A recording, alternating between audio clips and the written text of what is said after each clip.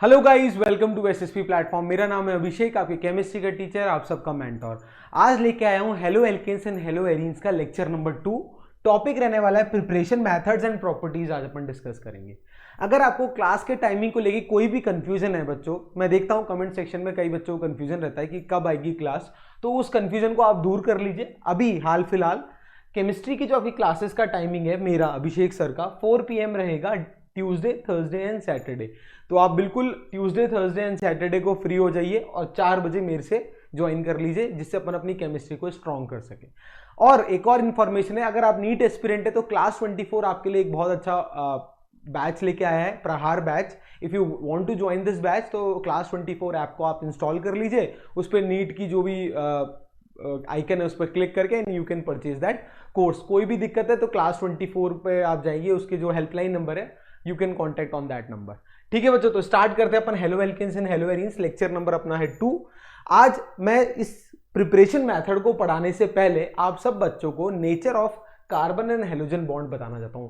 CX जो है अपना एल्काइल हैलाइड के अंदर कार्बन और हेलोजन के बीच के जो बॉन्ड है उसका नेचर क्या होता है, कैसे उस पर पोलैरिटीज डेवलप होती है, उस बारे में आपको सिखाऊंगा। आइए समझते हैं। देखो बहुत ध्यान से समझेंगे सब बच्चे, क्योंकि ये इंपॉर्टेंट है।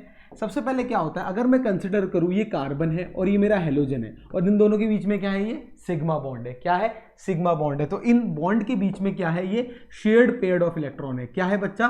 कार्बन और हेलोजन के बीच में क्या है बच्चों? ये शेयर्ड पेयर ऑफ इलेक्ट्रॉन है। तभी तो इनके बीच में बॉन्ड बनेगा जब दोनों एक दूसरे के इलेक्ट्रॉन को शेयर करेंगे। बिल्कुल, यहां तक किसी को भी कोई दिक्कत नहीं? सर कोई दिक्कत नहीं है। अब आपको मैं बताना चाहता हूं, हेलोजन जो होते हैं, हेलोजन ये क्या होता है, ग्रुप 17 फैमिली को बिलोंग करते हैं। अब ग्रुप 17 फैमिली में होते कौन कौन है आप सबको पता है? Fluorine, chlorine, bromine and iodine. ये सारे क्या होते हैं? इलेक्ट्रोनेगेटिव एलिमेंट्स होते हैं। क्या होते हैं? These are the most electronegative elements. क्या होते हैं बच्चों? ये इलेक्ट्रोनेगेटिव एलिमेंट होते हैं। अब ये सर इलेक्ट्रोनेगेटिव क्या होता है? इलेक्ट्रोनेगेटिविटी बेसिकली बच्चा एक ऐसी प्रॉपर्टी होती है किसी भी एलिमेंट की जो क्या करता है, अपनी तरफ इलेक्ट्रॉन को विड्रॉ करता है। जैसे अगर मान लो आप कोई भी एक स्टूडेंट है, मान लो फॉर एग्जाम्पल X और मैं हूं अभिषेक, तो अगर हम दोनों का बीच में शेयर्ड पेयर ऑफ इलेक्ट्रॉन है और अगर मेरी इलेक्ट्रोनेगेटिविटी ज्यादा है तो मैं अपन दोनों के बीच में जो इलेक्ट्रॉन का शेयरिंग हुई है वो अपनी तरफ क्या कर सकता हूं, खींच सकता हूं, अपनी तरफ मजबूर कर सकता हूं उन शेयर्ड पेयर इलेक्ट्रॉन को कि आप मेरी तरफ आओ। ये प्रॉपर्टी कैसे आई? इलेक्ट्रोनेगेटिविटी की वजह से आई। क्लियर है? बिल्कुल। अब यहां पे समझेंगे। देखो इसमें अगर बॉन्ड में, कार्बन हेलोजन के बॉन्ड में अगर ये हेलोजन जो है आपका इलेक्ट्रोनेगेटिव है, मतलब इसके पास टेंडेंसी है कि अपनी तरफ क्या कर सकता है, इलेक्ट्रॉन को विड्रॉ कर सकता है, तो ये शेयर्ड पेयर ऑफ इलेक्ट्रॉन अपनी तरफ क्या करेगा, विड्रॉ कर लेगा। अब इलेक्ट्रॉन खुद क्या होता है बच्चा पार्टी, सर नेगेटिवली चार्ज होता है, तो ये खुद पे क्या आ जाएगा, इस पे पार्शियल नेगेटिव चार्ज आ जाएगा और इस पे क्या आ जाएगा, पार्शियल पॉजिटिव चार्ज आ जाएगा। अब पार्शियल वर्ड इसलिए यूज किया कि ये डिपेंड करता है कि ये हेलोजन कौन सा है। भाई ये फ्लोरीन है, ये क्लोरीन है, ये ब्रोमीन है, ये आयोडीन है। फॉर एग्जाम्पल सर अगर फ्लोरीन है और क्लोरीन है तो क्या फर्क पड़ेगा?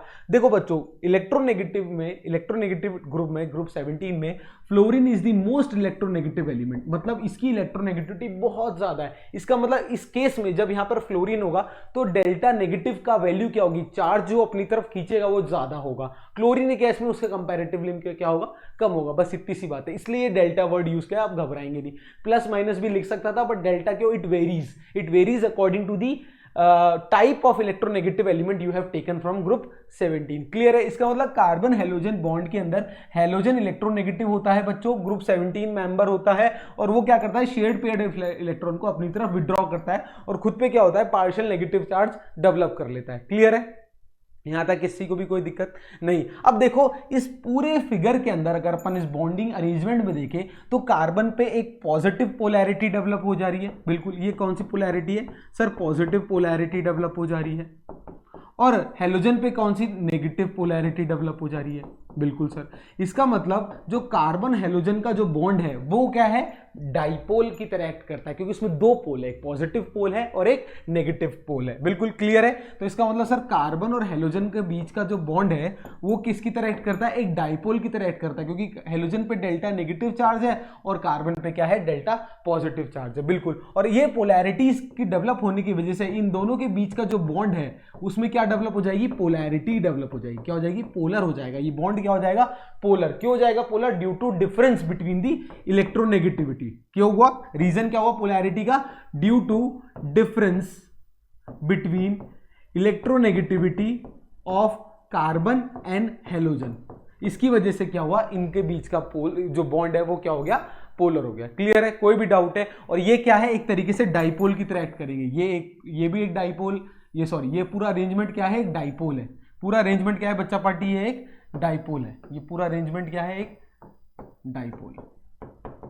डाइपोल क्यों है सर, डाई मतलब दो पोल डेवलप हो गए। दो पोल कौन से बच्चों, एक पॉजिटिव पोल और एक नेगेटिव पोल। क्लियर है, बहुत आराम से समझेंगे क्योंकि ये चीजें समझ में आ गई तो प्रिपरेशन, केमिकल रिएक्शन सब चुटकियों का खेल है, क्योंकि बेसिक क्लियर होना बहुत जरूरी है। ये नोट कर लो, यहां तक नोट कर लो, ठीक है, कि सर ये पोल्स क्यों डेवलप हुए, क्योंकि इलेक्ट्रोनेगेटिविटी में डिफरेंस था। इसका मतलब सर जो डेल्टा नेगेटिव चार्ज है वो वेरी करेगा according to the difference, according to the अलग अलग element which you have taken. इसको लिख लो, बहुत अच्छे से लिख लो इसको एक जगह।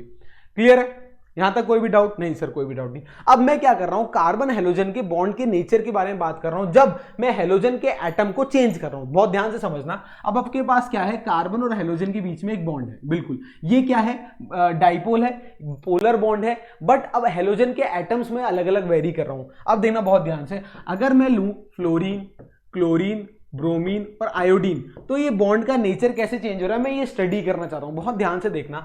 एज वी मूव फ्रॉम, ये ग्रुप क्या है 17 है। अगर मैं टॉप से बॉटम जाता हूं, as we move from top to bottom, तो साइज क्या होती है बच्चा पार्टी, सर आप सबको पता है कि as we move down the group तो साइज क्या होती है, इंक्रीज होती है। एटॉमिक साइज इंक्रीज होती है, तो इन सब की भी साइजेस क्या होगी, इंक्रीज होगी। कहने का मतलब है सबसे बड़ा साइज किसका है, आयोडीन का, फिर ब्रोमीन का, फिर क्लोरीन का, और सबसे छोटा किसका है, फ्लोरीन का। ये साइज का ऑर्डर होगा नहीं होगा, बिल्कुल। अब बहुत ध्यान से समझना। अब मैं क्या कर रहा हूं, कार्बन और हेलोजन के बीच के बॉन्ड लेंथ के बारे में बात कर रहा हूं। कहने का मतलब यह है, अगर सर एक तरफ आप कार्बन ले लो फिक्स, ये कार्बन है, ये कार्बन एटम है भाई, इसकी साइज तो फिक्स है, हाँ सर, ये भी कार्बन है, ये भी कार्बन है, ये भी कार्बन है और ये भी कार्बन है। अब सर क्या कर रहे हैं, सर आपके कर रहे हैं फ्लोरीन, क्लोरीन, ब्रोमीन और आयोडीन के बीच में इसकी बॉन्ड लेंथ मेजर करना चाहते हैं। अभी मैंने बताया फ्लोरीन की साइज होती है छोटी, तो इनका देखो बॉन्ड ऐसे बनेगा ओवरलैपिंग से, बिल्कुल। ये है फ्लोरीन, क्लोरीन की साइज फ्लोरीन से तो बड़ी होती है, ये है मेरा क्लोरीन, बिल्कुल सर। ब्रोमीन की क्लोरीन से भी बड़ी होती है, ये मेरा ब्रोमीन, बिल्कुल सर। और आयोडीन की तो सर सबसे बड़ी होती है इन सब में, ये मेरा है आयोडीन। सिमेट्री पे मत जाइएगा, बात समझाना क्या चाहता हूं वो ध्यान से समझिएगा। अब बॉन्ड लेंथ बच्चों बेसिकली होती क्या है, इंटरन्यूक्लियर डिस्टेंस, इन दोनों के बीच की डिस्टेंस होती है बॉन्ड लेंथ। तो कार्बन और फ्लोरीन की कुछ बॉन्ड लेंथ आपको दिख रही है, ये रेड कलर में। कार्बन और क्लोरीन के बीच में ये दिख रही है, बिल्कुल। कार्बन और ब्रोमीन के बीच में ये दिख रही है, और कार्बन और आयोडीन के बीच में ये दिख रही है। अब आप क्लियरली देख सकते हो, जैसे से साइज इंक्रीज हो रही है तो बॉन्ड लेंथ भी क्या है बच्चों, इंक्रीज हो रही है। इसका मतलब अगर मैं carbon fluorine, carbon chlorine, carbon bromine और कार्बन आयोडीन की अगर मैं बॉन्ड लेंथ की बात करूं, तो down the group bond length भी क्या होगी बच्चा पार्टी, इंक्रीज होगी। ये बात बहुत इंपॉर्टेंट है कि down the group bond length मतलब internuclear distance between carbon and halogen atom increases. इसका मतलब अगर आपसे कोई पूछे आज के बाद कि कार्बन और आयोडीन की बॉन्ड लेंथ ज्यादा है या कार्बन और फ्लोरीन की, तो आप क्या बताएंगे, सर ऑब्वियसली कार्बन और आयोडीन की बॉन्ड लेंथ सबसे ज्यादा है। क्यों, क्योंकि रीजन के साथ सर ने आपको समझा दिया। क्लियर है, इसको नोट कर लो, बहुत इंपॉर्टेंट है ये पॉइंट।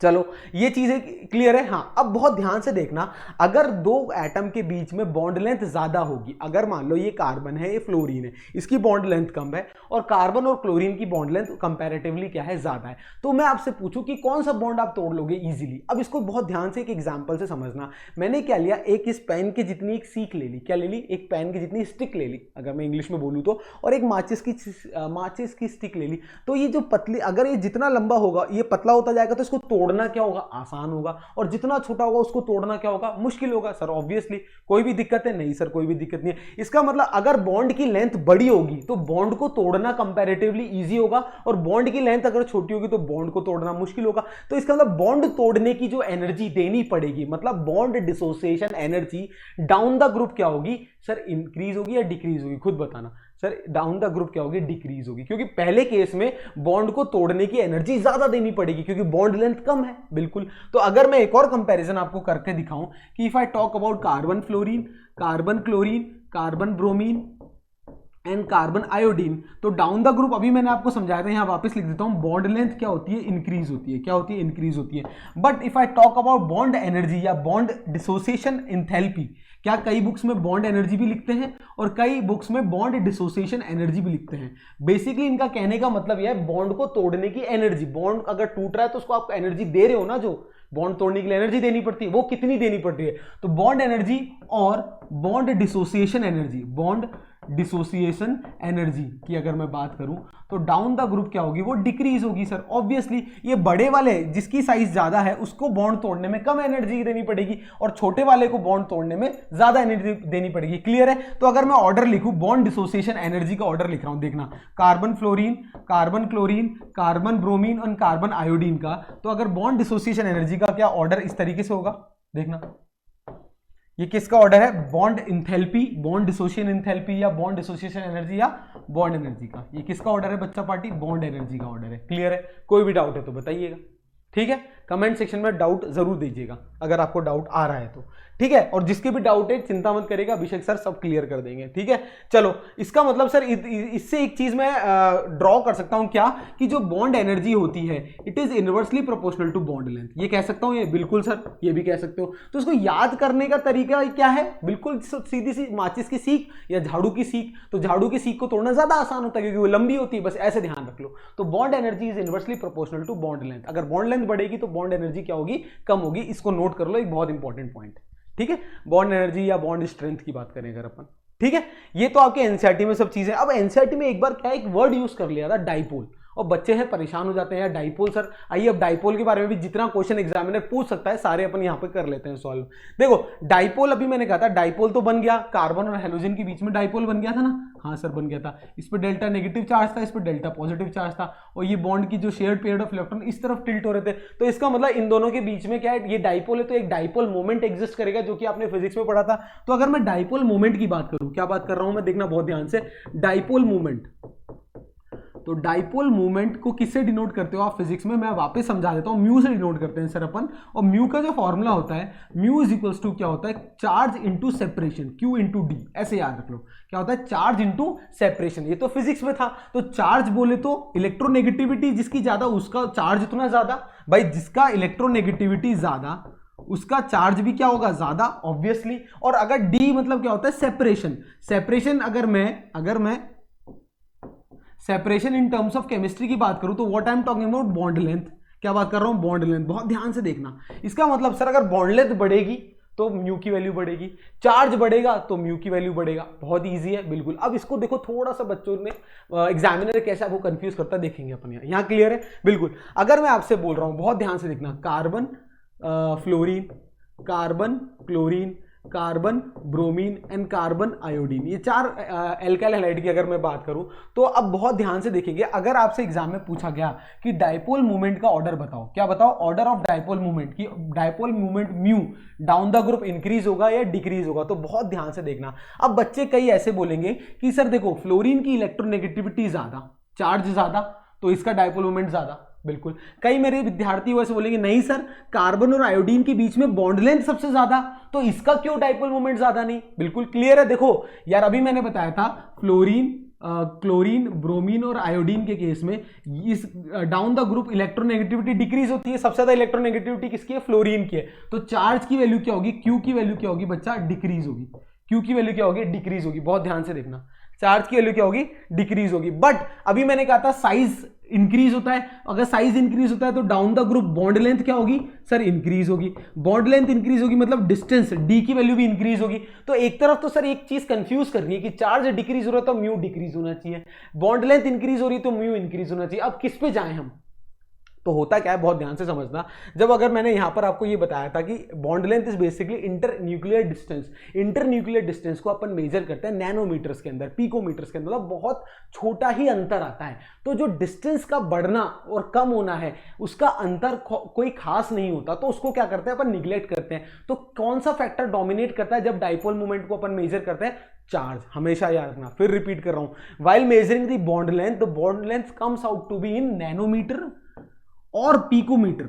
इतना छोटा होता है, 10 की पावर -10 या 10 की पावर -12 की बात करते हैं, ठीक है, तो 10⁻12 में भी कुछ बढ़ोतरी हो जाएगी तो वो होगी तो 10⁻12 में ही ना, तो बहुत नेग्लिजिबल होता है। तो बॉन्ड लेंथ का जो फैक्टर होता है उसको अपन डायपोल मोमेंट में कंसिडर नहीं करते, तो किसको कंसिडर करते हैं? चार्ज को। तो इसका मतलब सर चार्ज का फैक्टर डोमिनेट्स व्हाइल मेजरिंग दी डायपोल मोमेंट। बिल्कुल सही है, इसको मैं लिखवा दूंगा, चिंता मत करना। इसका मतलब क्या है सर, अगर down the group charge decrease हो रहा है तो डायपोल मोमेंट की वैल्यू भी क्या होगी? डिक्रीज होगी। क्लियर है, यहां तक नोट करना। तो नोट करके एक बात क्या लिखेंगे, नोट करके एक बात लिखेंगे क्या, कि while the increase in bond length, the increase in bond length is negligible as compared to increase in value of charge, value of Q. Hence down the group, as we move down the group, dipole moment की value क्या होती है? Decrease होती है, क्योंकि charge भी क्या हो रहा है? डिक्रीज होता है। क्लियर है? तो कौन सा फैक्टर डोमिनेट करता है? चार्ज। तो क्यू क्या करेगा? डोमिनेट करेगा, ये लिख लेना है, ठीक है। और सर क्यू क्यों डिक्रीज हुआ डाउन द ग्रुप? क्योंकि इलेक्ट्रोनेगेटिविटी क्या हो रही है बच्चों? डिक्रीज हो रही है। इसको ध्यान में रखना, बहुत इंपॉर्टेंट फैक्टर है। इसका मतलब सर ये चीज समझ में आ गई, आपने ये बता दिया बॉन्ड लेंथ क्या होती है, बॉन्ड स्ट्रेंथ क्या होती है, डायपोल मोमेंट क्या होता है। क्लियर है? अब बहुत ध्यान से नीट, जेई, सीबीएसई के मेरे सभी स्टूडेंट बहुत ध्यान से देखना क्या गलती करते हैं स्टूडेंट। अब आपसे एग्जामिनर पूछेगा क्वेश्चन, क्या क्वेश्चन पूछेगा कि ऑर्डर ऑफ डायपोल मोमेंट बताओ, ऑर्डर ऑफ म्यू, किस केस में? वही CF, CCL, CBR, CI। अरे सर क्या बच्चों वाली बात कर रहे हो, ये लो इसका सोल्यूशन मैं लिखता हूं। क्या है सोल्यूशन? देखना सब बच्चे क्या लिखेंगे, अभी आपने पढ़ा है सर CF, CCL, CBR और CI। डाउन द ग्रुप क्या होती है? चार्ज कम होता है तो डायपोल मोमेंट भी कम होगा। ये लो डायपोल मोमेंट, लो ये लो, बिल्कुल ये क्या है? बिल्कुल सही कह रहा हूं। अब एग्जामिनर आपका क्वेश्चन का क्या कर देगा? गलत कर देगा, दिस इज रॉन्ग। अरे सर अभी तो आपने इतना टाइम लगा के हमें समझाया कि down the group charge dominate करता है, तो देखा जाता है कि चार्ज अगर कम हो रहा है तो डायपोल मोमेंट भी कम होना चाहिए, तो सबसे ज्यादा डायपोल मोमेंट सबसे ऊपर वाले का, फिर कम होते होते सबसे कम नीचे वाले का। बिल्कुल, बट ऐसा नहीं होता। क्यों? क्योंकि एक्सपेरिमेंटली, यहां एक बहुत इंपॉर्टेंट नोट करके लिखना, एक्सपेरिमेंटली क्या देखा गया? एक्सपेरिमेंटली होना यही चाहिए था थ्योरेटिकली, पर एक्सपेरिमेंटली क्या देखा गया कि कार्बन और क्लोरीन के बीच का जो डायपोल मोमेंट है म्यू जो है, उसकी value comes out to be more as compare to carbon और फ्लोरीन की वैल्यू। बहुत इंपॉर्टेंट फैक्टर है कि देखा गया कि होना ये चाहिए था थ्योरेटिकली, बिल्कुल सही जा रहे हो आप, बट एक्सपेरिमेंटली जब मेजर किया डायपोल मोमेंट, तो dipole moment of carbon chlorine comes out to be more as compare to carbon and fluorine. अब सर ये कैसे हो गया? तो इस पे जब बहुत ज्यादा एनालिसिस किया गया तो ये पता चला कि इन दोनों के केस में चार्ज इतना ज्यादा कम नहीं होता, बॉन्ड लेंथ ज्यादा बढ़ जाती है। बहुत ध्यान देखना सॉरी, सिर्फ इन दोनों के केस में जो बॉन्ड लेंथ है सॉरी, बॉन्ड लेंथ का पैरामीटर जो है वो डोमिनेट करता है, पैरामीटर डोमिनेट करता है। इसलिए बॉन्ड लेंथ कार्बन क्लोरीन की ज्यादा, डी की वैल्यू ज्यादा तो म्यू ज्यादा, इसलिए इसकी ज्यादा हो जाती है as compare to carbon fluorine. तो फाइनल ऑर्डर क्या हो गया? कार्बन क्लोरीन, फिर कार्बन फ्लोरीन, इसके बाद तो जो नॉर्मल आपका होता है carbon bromine and carbon iodine. ये ऑर्डर है, इसको बहुत ध्यान से समझना बच्चों, ये वेरी वेरी इंपॉर्टेंट ऑर्डर है, ये सही है। ठीक है, इसको लिख देता हूँ VVIP, VVIMP, ये एग्जाम में आ सकता है, इसको लिख लो बोर्ड 2024। ठीक है, अगर ये मैं उन बच्चों के लिए समझा रहा हूं जो थ्रू आउट अपने मेरे से कनेक्टेड हैं, जो बच्चे बिल्कुल ऐसा नहीं है कि सर हम तो लास्ट वक्त पे रट लेंगे। बच्चों प्लीज मेरी बात बहुत ध्यान से समझना, आप अपने आप का आप खुद ही अपने सब्जेक्ट को टफ बनाते हो। टफ होता नहीं है सब्जेक्ट। अगर इस तरीके से पढ़ाई करेंगे, हर चीज को एनालाइज करके सोचेंगे, वहीं कहीं उसको खत्म कर देंगे तो कभी भी दिक्कत नहीं होगी। अब देखो, तुमसे कोई पूछेगा नेचर ऑफ CX बॉन्ड, तो तुम सबसे पहले क्या बताओगे? CX बॉन्ड का नेचर होता है पोलर। क्यों होता है पोलर? क्योंकि इलेक्ट्रोनेगेटिविटी की क्या होता है उनमें? डिफरेंस। इसका मतलब हेलोजन ज्यादा इलेक्ट्रोनेगेटिव होता है तो अपनी तरफ डेल्टा नेगेटिव चार्ज लिया था, और कार्बन डेल्टा पॉजिटिव, तो बाइपोलर होता है। बाइपोलर होने से डाइपोल एग्जिस्ट करता है, डाइपोल एग्जिस्ट होने से डाइपोल मोमेंट एग्जिस्ट करता है। क्लियर? बिल्कुल। जब डाउन द ग्रुप जाते हैं, हेलोजन चेंज होते हैं, तो फ्लोरीन, क्लोरीन, ब्रोमीन, आयोडीन में डाउन द ग्रुप साइज क्या होता है? इंक्रीज होता है, तो बॉन्ड लेंथ भी क्या होगी? इंक्रीज होगी। अगर बॉन्ड लेंथ इंक्रीज होगी तो ऑब्वियसली बॉन्ड स्ट्रेंथ क्या होगी? डिक्रीज होगी। बात समझ में आ गई। डायपोल मोमेंट क्या होता है, फिजिक्स में पढ़ा था कि चार्ज इनटू सेपरेशन। अब down the group charge decrease हो रहा है तो डायपोल मोमेंट क्या होना चाहिए, डिक्रीज, क्योंकि हमेशा चार्ज का फैक्टर डोमिनेट करता है। बट देखा गया एक्सपेरिमेंटली कि कार्बन फ्लोरीन का डायपोल मोमेंट ज्यादा नहीं होता कार्बन क्लोरीन से, जबकि उल्टा होता है। अब उल्टा क्यों होता है उस पर रिसर्च की गई तो पता चला कि कार्बन क्लोरीन और कार्बन फ्लोरीन के केस में चार्जेस की इतना ज्यादा अंतर नहीं होता, चार्ज स्लाइटली डिक्रीज होता है बट बॉन्ड लेंथ जो है ज्यादा इंक्रीज कर जाती है। तो बॉन्ड लेंथ फैक्टर जब पैरामीटर डोमिनेट करेगा इसका मतलब म्यू की वैल्यू बॉन्ड लेंथ पे डिपेंड करेगी। अब down the group bond length increase होती है तो सिर्फ दो ही केस में फ्लोरीन और क्लोरीन, और ये दोनों बहुत शरारती है फ्लोरीन और क्लोरीन, क्योंकि पूरी केमिस्ट्री के अंदर आपको फ्लोरीन और क्लोरीन से रिलेटेड जब भी क्वेश्चन आए बहुत ध्यान से पढ़ना है, ठीक है। तो कार्बन क्लोरीन का dipole moment comes out to be more as compare to carbon and fluorine, और ये इसका फाइनल ऑर्डर है, इसको नोट कर लो। This is all about nature of CX bond, ठीक है, ठीक है, ये है नेचर ऑफ CX बॉन्ड। हर एक चीज को बहुत अच्छे से समझना है। आपने अगर ये पढ़ लिया तो कोई IIT कर लो, नीट कर लो, फलाना कोई भी एग्जाम कर लो, इसमें इससे ज्यादा कुछ पूछ ही नहीं सकता आपसे, ठीक है। इसको नोट कर लीजिए। इसके बाद अपन स्टार्ट करते हैं। अब चलो, ये तो बेसिक सी चीज है। अब नाउ स्टार्ट करते हैं अपन मेथड ऑफ प्रिपरेशन। किसकी मेथड ऑफ प्रिपरेशन पहले मैं आपको सब कराने वाला हूं। पहला मैं आपको कराने वाला हूं हेलो एल्केन्स, बहुत इंपॉर्टेंट है ये, है ना।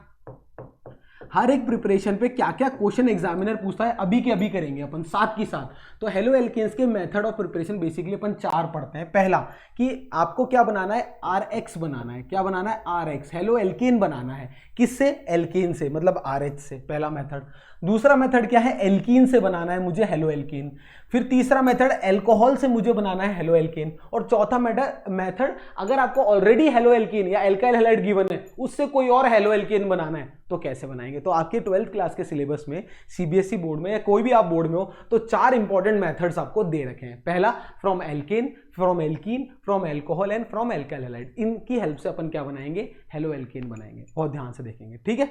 चलो यहाँ नोट कर लो, ये 4 मेथड्स अपन बेसिकली स्टडी करने जा रहे हैं। स्टार्ट कर रहा हूं मैं अब, है ना, बहुत ध्यान से देखना। चलो, पहला मेथड है फ्रॉम एल्केन। फ्रॉम एल्केन, अब एल्केन से मुझे क्या बनाना है, एल्केन से मुझे बनाना है एल्काइल हैलाइड या हेलो एल्केन, ठीक है। अब एल्केन क्या होता है आपको सबको पता है भाई, सर ये है एल्केन, ये एल्केन है RH। इससे मुझे क्या बनाना है सर, इससे आपको बनाना है RX या RCl, ठीक है। ये क्या है एल्केन, ये क्या है एल्काइल हैलाइड या हेलो एल्केन बनाना है, ठीक है। अब इस केस में क्या करेंगे देखना, देखो एक काम करो, इसको RCl ले लो अगर मुझे RCl बनाना है, ठीक है। एक एग्जांपल ले रहा हूं, तो ये क्या है मेरा एल्केन है और एल्केन से क्या बनाना है मुझे, हेलो एल्केन। अब क्या बनाते कैसे हैं, तो इसमें क्या है, क्या क्या रिएजेंट्स यूज करते हैं। ये सब्सट्रैक्ट की तरह एक्ट करता है। इस पे रिएजेंट अटैक करेंगे। कौन कौन से रिएजेंट आप लेंगे, क्या, chlorine Cl2 in the presence of sunlight, ये है रिएजेंट। जब भी अपन एल्केन को chlorine in the presence of sunlight react कराएंगे तो अपने आप अपना प्रोडक्ट क्या बन जाएगा, हेलो एल्केन बन जाएगा। अभी बहुत आराम से, कोई जल्दबाजी नहीं है। और क्या साइड प्रोडक्ट बनेगा, HCl। क्या साइड प्रोडक्ट बनेगा, HCl। अभी मैकेनिज्म कराऊंगा, डरना नहीं है। तो इसका मतलब हुआ क्या, देखो हुआ ये RH प्लस Cl2, ये रहा मेरा Cl2 in the presence of sunlight H2 क्या बनेगा, देखो ये HCl अलग हो जाएगा माइनस HCl। ये सिर्फ याद करने का तरीका बता रहा हूं। और क्या बन जाएगा बचा हुआ RCl। ये हो गया मेरा डिजायर्ड प्रोडक्ट, ये मेरा डिजायर्ड प्रोडक्ट हो गया। ये क्या हो गया, साइड प्रोडक्ट बोलते हैं इसको। क्या बोलते हैं, साइड प्रोडक्ट या by product, side product. Clear है। और ये क्या है, मेरे कैटलिस्ट और रिएजेंट्स है। यहां पर इंपॉर्टेंट क्या है, ये इंपॉर्टेंट है। क्या इंपॉर्टेंट है इसमें सर, कि ये जो सनलाइट और Cl2 क्यों लिया, क्लोरीन तो इसलिए लिया क्योंकि क्लोरीनेशन कराना है, इसका क्लोरीन जोड़ना है इसलिए क्लोरीन लेना पड़ेगा। और सनलाइट की प्रेजेंस ही क्यों, क्योंकि इन दी प्रेजेंस ऑफ सनलाइट क्या होगा, इसमें फ्री रेडिकल मैकेनिज्म होगा। क्या होगा, फ्री रेडिकल मैकेनिज्म। इस पूरे प्रोसेस का या इसमें मैकेनिज्म का जो नाम होता है वो होता है फ्री रेडिकल। इसका मतलब जब क्लोरीन अगर आपके सनलाइट की जब प्रेजेंस में आता है, जब क्लोरीन का मॉलिक्यूल सनलाइट की प्रेजेंस में आता है तो उसके क्या बन जाते हैं, रेडिकल्स फॉर्म हो जाते हैं। उस रेडिकल फॉर्मेशन की वजह से ही ये रिएक्शन सक्सेसफुल होती है। और इस रिएक्शन का नाम क्या होता है, हेलोजिनेशन। क्या बोलते हैं इसको, हेलोजिनेशन। बहुत ध्यान से देखेंगे। अभी देखो सब चीजें एक एक करके पढ़ेंगे, कोई जल्दबाजी नहीं है। हेलोजिनेशन बोलते हैं इसको, ठीक है। कि जब एल्केन को in the presence of chlorine या क्लोरीनेशन कराते हैं in the presence of sunlight, free radical mechanism होता है और हेलो एल्केन या एल्काइल क्लोराइड बनता है। क्या है ये, एल्काइल क्लोराइड। क्या है, एल्काइल क्लोराइड।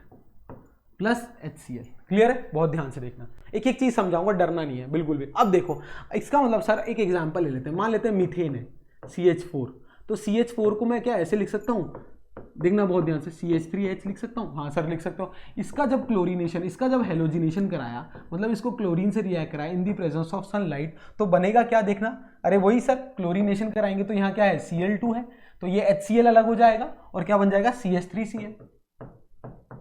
बिल्कुल, यहां तक कोई भी डाउट है? नहीं सर कोई भी डाउट नहीं, और HCl अलग बन जाएगा।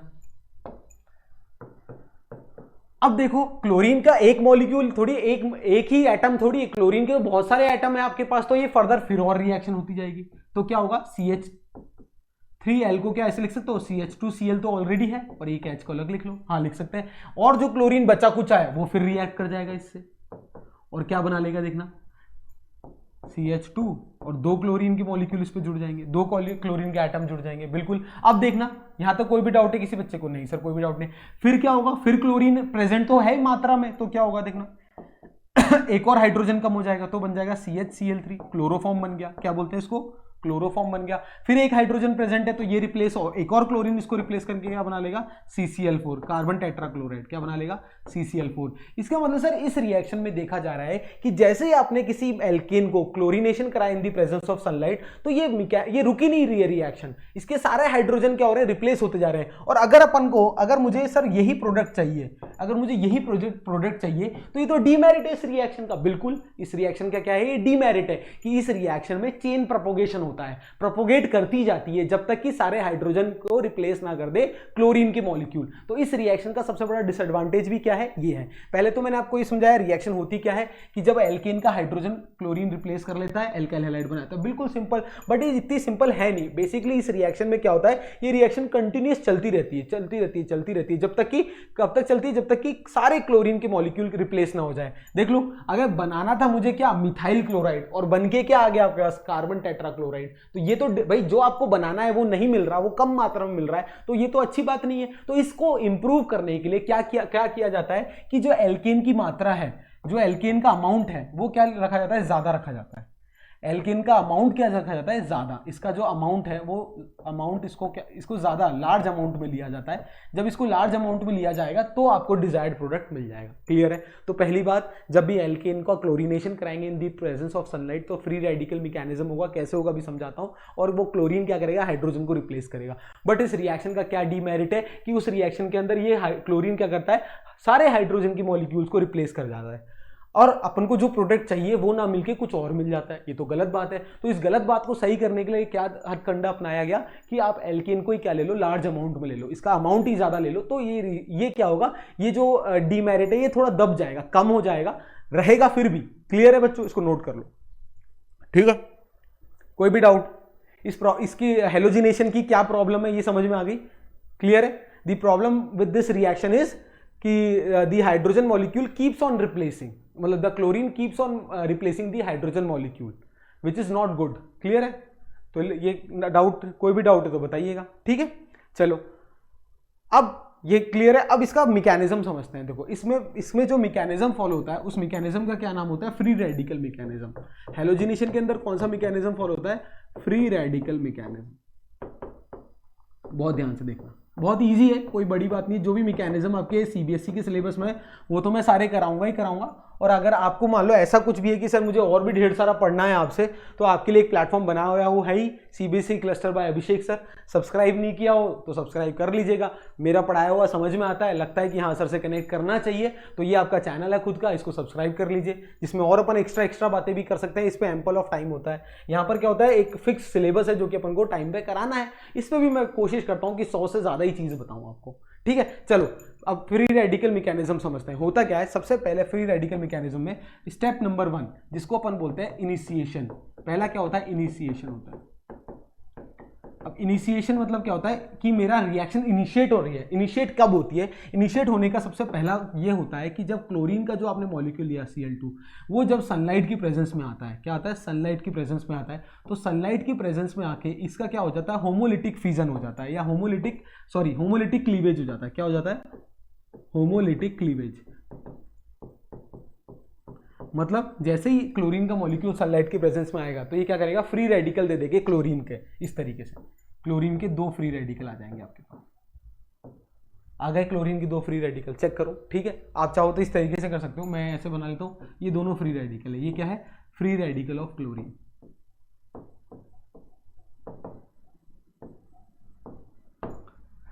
ठीक है, तो सनलाइट की प्रेजेंस में क्या आया, फ्री रेडिकल बन गए क्लोरीन के। क्लियर है, ये है स्टेप नंबर 1। ठीक है, स्टेप नंबर 2 क्या है देखना। स्टेप नंबर 2 है चेन प्रोपोगेशन। पहले इनिशिएशन हुआ, अब क्या होगा, चेन का प्रोपोगेशन होगा। अब चेन प्रोपोगेशन कैसे होगा, बहुत ध्यान से देखना। चेन प्रोपोगेशन, चेन प्रोपोगेशन में क्या होता है, अब ये जो आपका क्लोरीन का फ्री रेडिकल है ये किसके पास जाएगा, जो आपने एल्केन लिया है। अपन ने CH4 लिया था, बिल्कुल, आइए लेते हैं। तो आपके पास CH4 है, ये रहा। CH4 को अपन क्या लिख सकते हैं, मान लो ऐसे लिख दिया मैंने, ये CH4 है। ठीक है, इसके पास आपका क्या आ गया, क्लोरीन का फ्री रेडिकल आ गया। ये आ गया क्लोरीन का कोई भी एक फ्री रेडिकल। जैसे ही क्लोरीन के फ्री रेडिकल के पास आएगा तो होगा क्या बच्चों, ये हाइड्रोजन क्या करेगा, लालच में आके भाई मैं HCl के साथ बॉन्ड बनाऊंगा, तो ये क्या करेगा, अपना रेडिकल ले जाकर और क्लोरीन से रिएक्ट कर लेगा और क्या बना लेगा, HCl बना लेगा। क्या बना लेगा, HCl। इस तरीके से देखना, क्या बना लेगा, HCl। बिल्कुल। अब ये क्या हो गया भाई, इसका तो ये अपना इलेक्ट्रॉन लेके इससे शेयर पेयर ऑफ इलेक्ट्रॉन बना लिया। अब इसके पास क्या बचा, एक और फ्री रेडिकल बन गया आपके पास, इस तरीके से। क्लियर है, ये बन गया किसका, CH, मिथाइल का फ्री रेडिकल ऑफ CH3। ये क्या बन गया, free radical of methyl CH3। Clear है, कोई भी डाउट है तो बताइए। ठीक है, तो पहला क्या हुआ, इनिशिएशन हुआ, फ्री रेडिकल बनना स्टार्ट कौन करता है, क्लोरीन से होता है। इसको बोलते हैं होमोलिटिक क्लीवेज बोलते हैं। ये हेट्रोलिटिक क्लीवेज है, क्योंकि अलग अलग में हो रहा है, कार्बन और हाइड्रोजन अलग अलग एटम्स के बीच में, तो हेट्रोलिटिक क्लीवेज है। कैसे, जब क्लोरीन इसकी विसिनिटी में आएगा तो ये हाइड्रोजन क्या करेगा, क्लोरीन से बॉन्ड फॉर्म कर लेगा और अलग हो जाएगा, और क्या बन जाएगा, ये मिथाइल का फ्री रेडिकल बन जाएगा। क्लियर है, कोई भी डाउट है तो बताइए। अब क्या है, ये मिथाइल का फ्री रेडिकल है आपके पास, तो तीसरा क्या है, टर्मिनेशन रिएक्शन, मतलब टर्मिनेट होने वाली है रिएक्शन। बहुत ध्यान से देखना। तो टर्मिनेशन के अंदर क्या होगा, आपके पास क्या है, मिथाइल का फ्री रेडिकल है, ये रहा, और एक क्लोरीन के फ्री रेडिकल है आपके पास, ये रहे। ये दोनों आपस में क्या करा लेंगे, बॉन्ड फॉर्म कर लेंगे, और क्या बन जाएंगे, मिथाइल क्लोराइड, जो कि आपका डिजायर्ड प्रोडक्ट। ये बन गया मिथाइल क्लोराइड, ये आपका डिजायर्ड प्रोडक्ट है। अब क्या सिर्फ यही बनेंगे, नहीं, और भी सारे बनेंगे, अभी बाय प्रोडक्ट्स और बताऊंगा। क्लियर है कि मिथाइल का फ्री रेडिकल और क्लोरीन का फ्री रेडिकल आपस में अटैक करके और इस तरीके से बनेगा। अब यही होता है बेसिकली। अब ये देखो, ये बन गया। अब इसमें ये भी क्या है, इसके अंदर हाइड्रोजन है ना, ये जो हाइड्रोजन है इसके अंदर, इसका भी ये क्लोरीन के बाकी फ्री रेडिकल की प्रेजेंस में वो हाइड्रोजन भी क्या करेगा, अलग हो जाएगा। फिर CH2 का क्या बन जाएगा, फ्री रेडिकल बन जाएगा, और फिर इस तरीके से रिएक्शन बढ़ती जाएगी, ये हाइड्रोजन रिप्लेस होते जाएंगे। ये प्रॉब्लम आती है इस रिएक्शन में। प्रॉब्लम क्लियर है, बिल्कुल। मैकेनिज्म बहुत इजी है।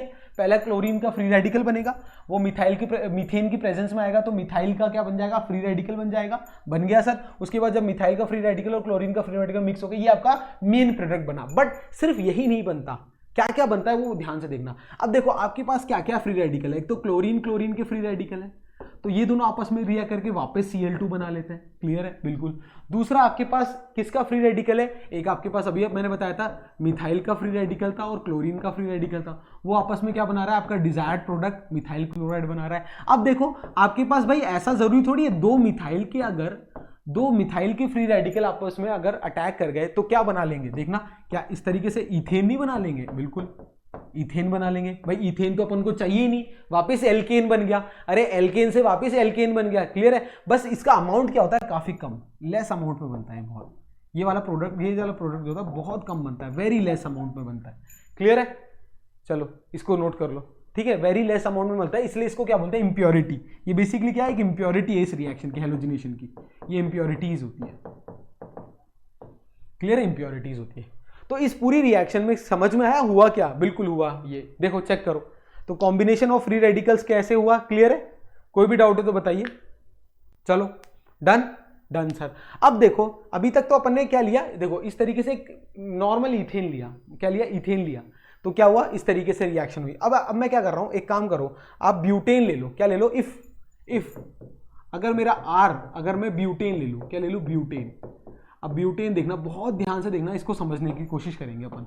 तो क्या है मेरा ब्यूटेन, देखना, CH3 CH2 CH2, ये CH3। अब जब इसका मैं हेलोजिनेशन कराऊंगा, जब मैंने इसका हेलोजिनेशन करा रहा हूं, मतलब इसको क्या कर रहा हूं, क्लोरीन से रिएक्ट करा रहा हूं in the presence of sunlight, बहुत ध्यान से देखना। तो अब क्या क्या प्रोडक्ट बन सकते हैं? अरे सर देखो, एक तो क्या है, या तो ये वाला हाइड्रोजन रिप्लेस हो जाए, ये क्लोरीन इस वाले एक इस CH3 में से एक हाइड्रोजन रिप्लेस कर ले, बिल्कुल। या ऐसा जरूरी थोड़ी है सर इसमें से भी कर सकता है, तो कई बच्चे कहेंगे इसमें से भी कर सकता है, इसमें से भी कर सकता है। अरे जब ये दोनों ले लिया तो ये दोनों केस और ये दोनों केस सेम ही है बच्चों। अगर इधर से कर रहा है, इधर से कर रहा है, बात एक ही है, इधर से कर रहा है, इधर से कर रहा है, बात एक ही है। इसका मतलब क्या प्रोडक्ट बन सकता है? देखो ब्लू वाले केस में क्या इस तरीके का प्रोडक्ट बनेगा, CH3 CH2 CH2, ये क्या बन जाएगा, CH2Cl। अरे ये क्या किया, ये वाला हाइड्रोजन और Cl हट गए और यहां जुड़ गया Cl, इधर फ्री रेडिकल बना, मतलब कहने का मतलब है इधर फ्री रेडिकल बना। क्लियर, ठीक है। दूसरा प्रोडक्ट अगर मैं रेड वाला बनाऊं तो क्या इधर फ्री रेडिकल बनेगा? हाँ सर। उस केस में क्या प्रोडक्ट बनेगा देखना, CH3 CH2 CH single bond CH3, यहां बन जाएगा क्लोरीन, ये दूसरा प्रोडक्ट बना। ये प्रोडक्ट 2 बना, ये प्रोडक्ट 1 बन गया, बिल्कुल। अरे समझ में आया? अगर आप हायर मेंबर ऑफ एल्केन लोगे तो ये पॉसिबिलिटी भी तो है आपके सामने।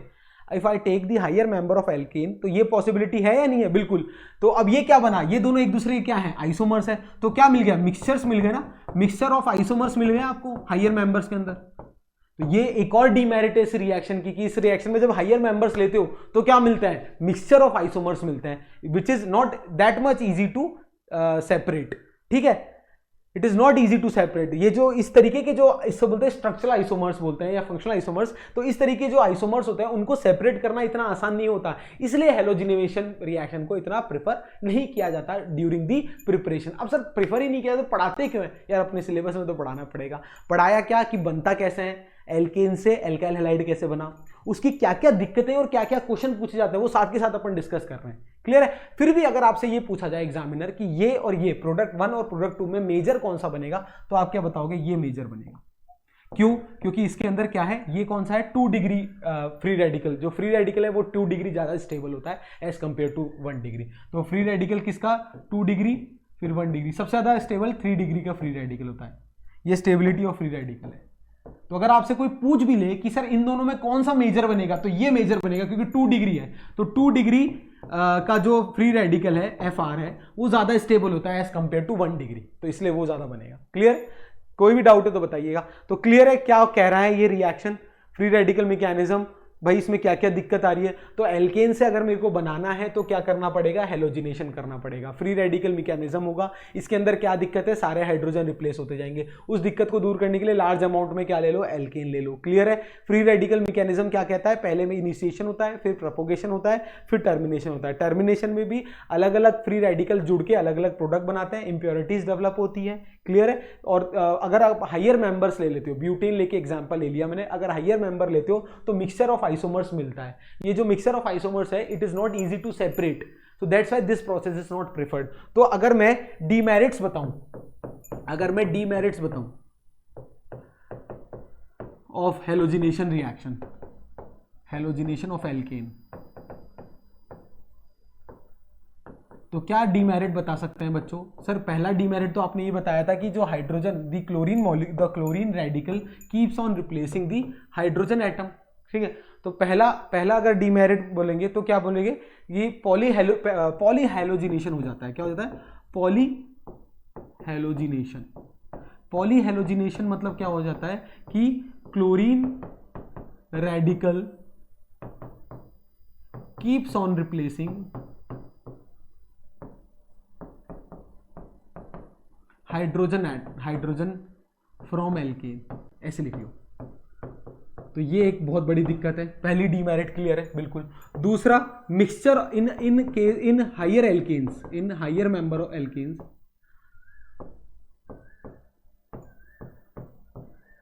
इन हायर मेंबर एल्केन्स क्या है, mixture of isomers are obtained, mixture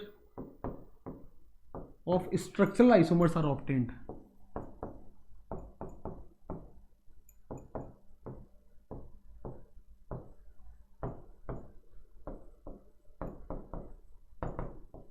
which is not easy to separate, which is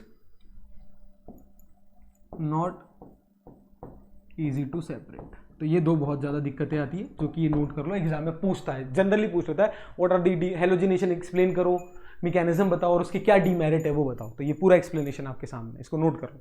ठीक है, मजा आ रहा है तो लाइक करते चलिएगा। हर एक चीज़ को कोशिश करा है अच्छे से एक्सप्लेन करूं कि रटना ना पड़े मेरे किसी भी विद्यार्थी को। इसको नोट कर लो, क्लियर है? चलो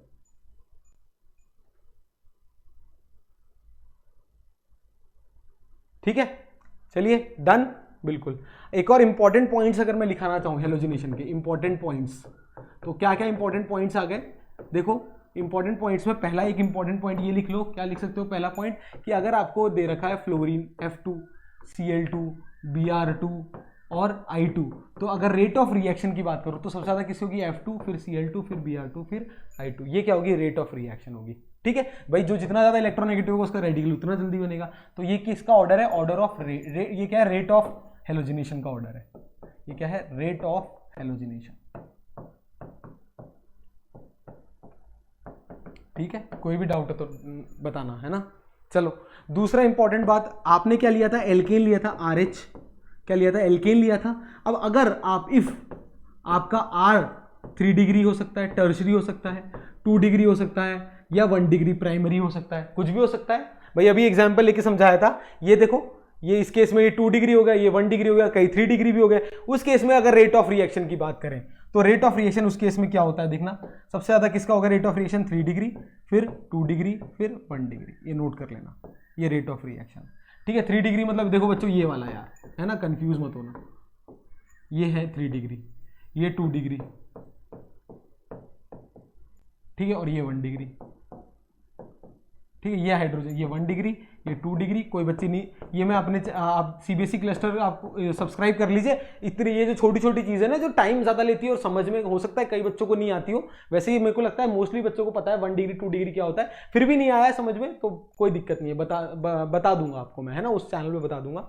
ठीक है, एक शॉर्ट भी बना रखा है 1 डिग्री 2 डिग्री का, आप चाहो तो शॉर्ट भी देख सकते हो।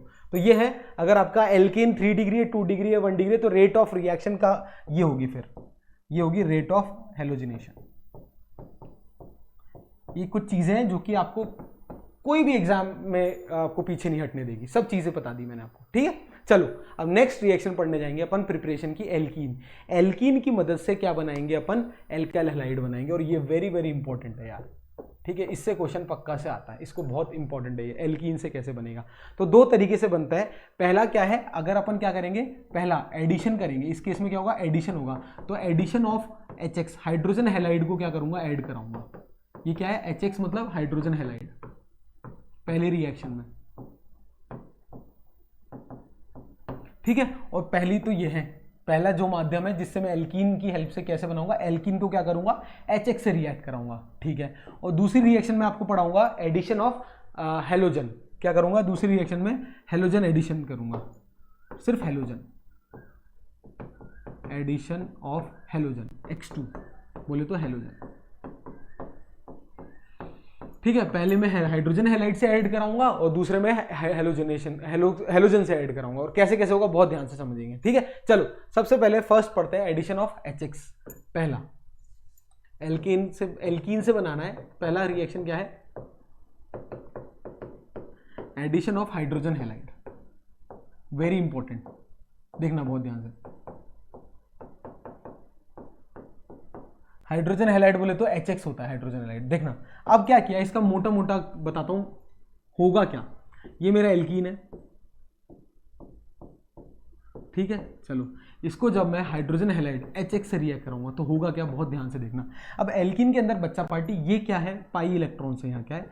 पाई बॉन्डेड इलेक्ट्रॉन है, पाई इलेक्ट्रॉन्स है। और पाई इलेक्ट्रॉन्स क्या होते हैं? लूजली बॉन्ड होते हैं। क्या होते हैं? लूजली बॉन्डेड इलेक्ट्रॉन्स होते हैं। ठीक है, सिग्मा स्ट्रॉन्ग होता है और पाई बॉन्ड क्या होता है? लूजली बॉन्डेड पाई इलेक्ट्रॉन्स होते हैं। ठीक है, ये क्या होते हैं? लूजली बॉन्डेड इलेक्ट्रॉन्स, मतलब ये क्या है? इजीली टूट जाते हैं जब अगर कोई पोलर नेचर का कंपाउंड इससे रिएक्ट करता है। तो इसमें क्या है? हाइड्रोजन में डेल्टा पॉजिटिव और इस पर डेल्टा नेगेटिव चार्ज ऑब्वियसली होगा। जैसे कार्बन हेलोजन के बीच में बताया था वैसे उस तरीके से यहाँ होगा बिल्कुल। अब क्या होगा, इस पे जब ये बॉन्ड ब्रेक होगा, ये जब बॉन्ड ब्रेक होगा तो एक carbon will acquire delta negative charge and 1 carbon will acquire delta positive charge. वो अलग बात है, कब क्या होगा अभी समझना मोटा मोटा। जब ये बॉन्ड ब्रेक होगा, loosely bonded pi electron break होंगे, तो एक कार्बन के पास नेगेटिव चार्ज आ जाएगा, एक कार्बन के पास पॉजिटिव चार्ज आएगा। जिस पे नेगेटिव चार्ज आएगा, देखना बहुत ध्यान से, जिस पे नेगेटिव चार्ज आएगा उस कार्बन पे क्या कौन चल जाएगा, ये देखो इस पे पॉजिटिव है, जिस पे पॉजिटिव था उस पे क्या आ गया, हेलोजन आ जाएगा, और जिस पे नेगेटिव था उस पे क्या आ जाएगा, हाइड्रोजन आ जाएगा। तो क्या बन गया, ये है हेलाइड, या और ये क्या है, हेलोजन, और ये क्या है, एल्केन। तो हेलो एल्केन बन गया या नहीं बन गया, क्या बन गया ये, हेलो एल्केन। क्लियर है, कोई भी डाउट है तो बताओ। क्या किया सर ने, एल्कीन से, ये क्या था मेरा एल्कीन है बच्चों, एल्कीन से मैंने क्या किया, हाइड्रोजन हैलाइड को ऐड कराया, क्या किया, हाइड्रोजन हैलाइड, ठीक है, को जब एक्ट कराया in the presence of CCl4 लिख लेना, कार्बन टेट्राक्लोराइड, तो क्या बना, हेलो एल्केन बना इस तरीके से। कैसे, ये एडिशन रिएक्शन है, ये क्या है, एडिशन रिएक्शन है। क्लियर है, ये देखो कितना इजी है, अरे बॉन्ड तोड़ा, एक कार्बन पे नेगेटिव, एक पे पॉजिटिव, नेगेटिव वाले पे पॉजिटिव को जोड़ दिया और पॉजिटिव वाले पे नेगेटिव को जोड़ दिया सर ने। कितना लल्लू सी चीज है, इतना लल्लू नहीं है जितना ये दिख रहा है। देखो कैसे, अब बहुत ध्यान से देखना।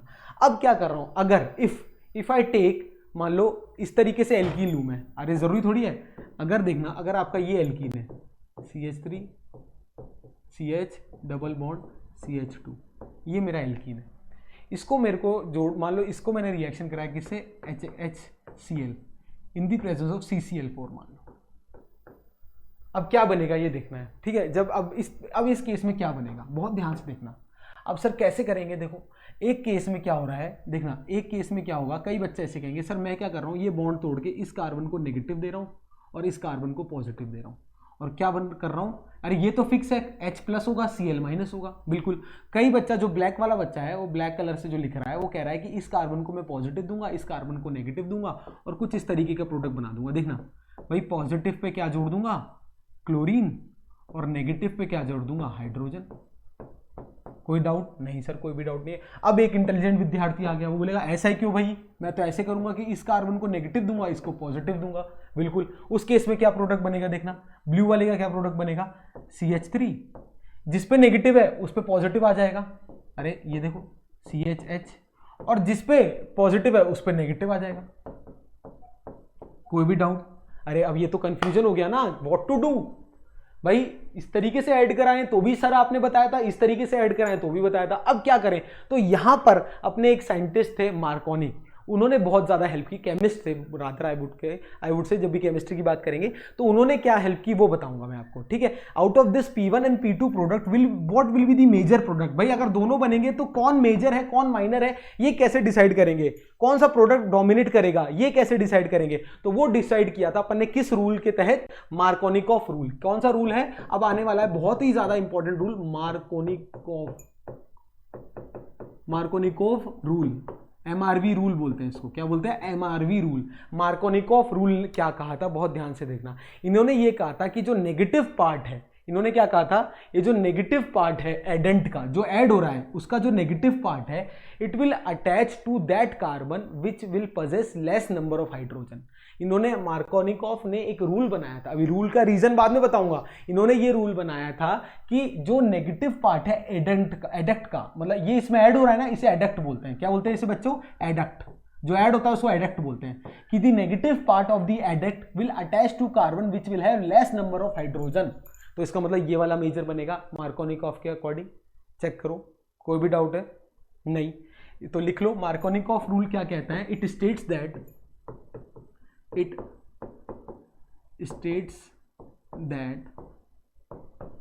the negative part of adduct will get attached to the carbon atom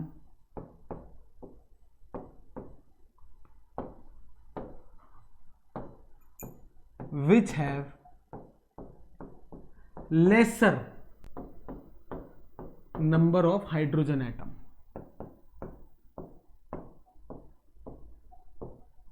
बहुत ज़्यादा इंपॉर्टेंट है यार बच्चों, ये इंपॉर्टेंट है वो बहुत। तो इसका मतलब अभी जो मैंने एग्जांपल लिया CH3 single bond CH double bond CH2, इसको जब मैं रिएक्ट करा रहा हूँ किससे, HCl से, इन दी प्रेजेंस ऑफ CCl4, ये इंपॉर्टेंट है कि प्रेजेंस किसकी है, CCl4, तो इस केस में MRV होगी। कैसे, ये दिख रहा है, ये दिख रहा है, एल्कीन दिख रहा है, तो क्या होगी MRV। MRV क्या कहता है, अगर एल्कीन हो, कोई हाइड्रोजन हैलाइड और CCl4 की प्रेजेंस में अगर एडिशन रिएक्शन करा रहे हो, तो एडक्ट का जो नेगेटिव पार्ट है वो कहां जोड़ दो, जहां कम हाइड्रोजन है वहां सीधे सीधे चुपचाप जोड़ दो। तो ये लो जोड़ दिया।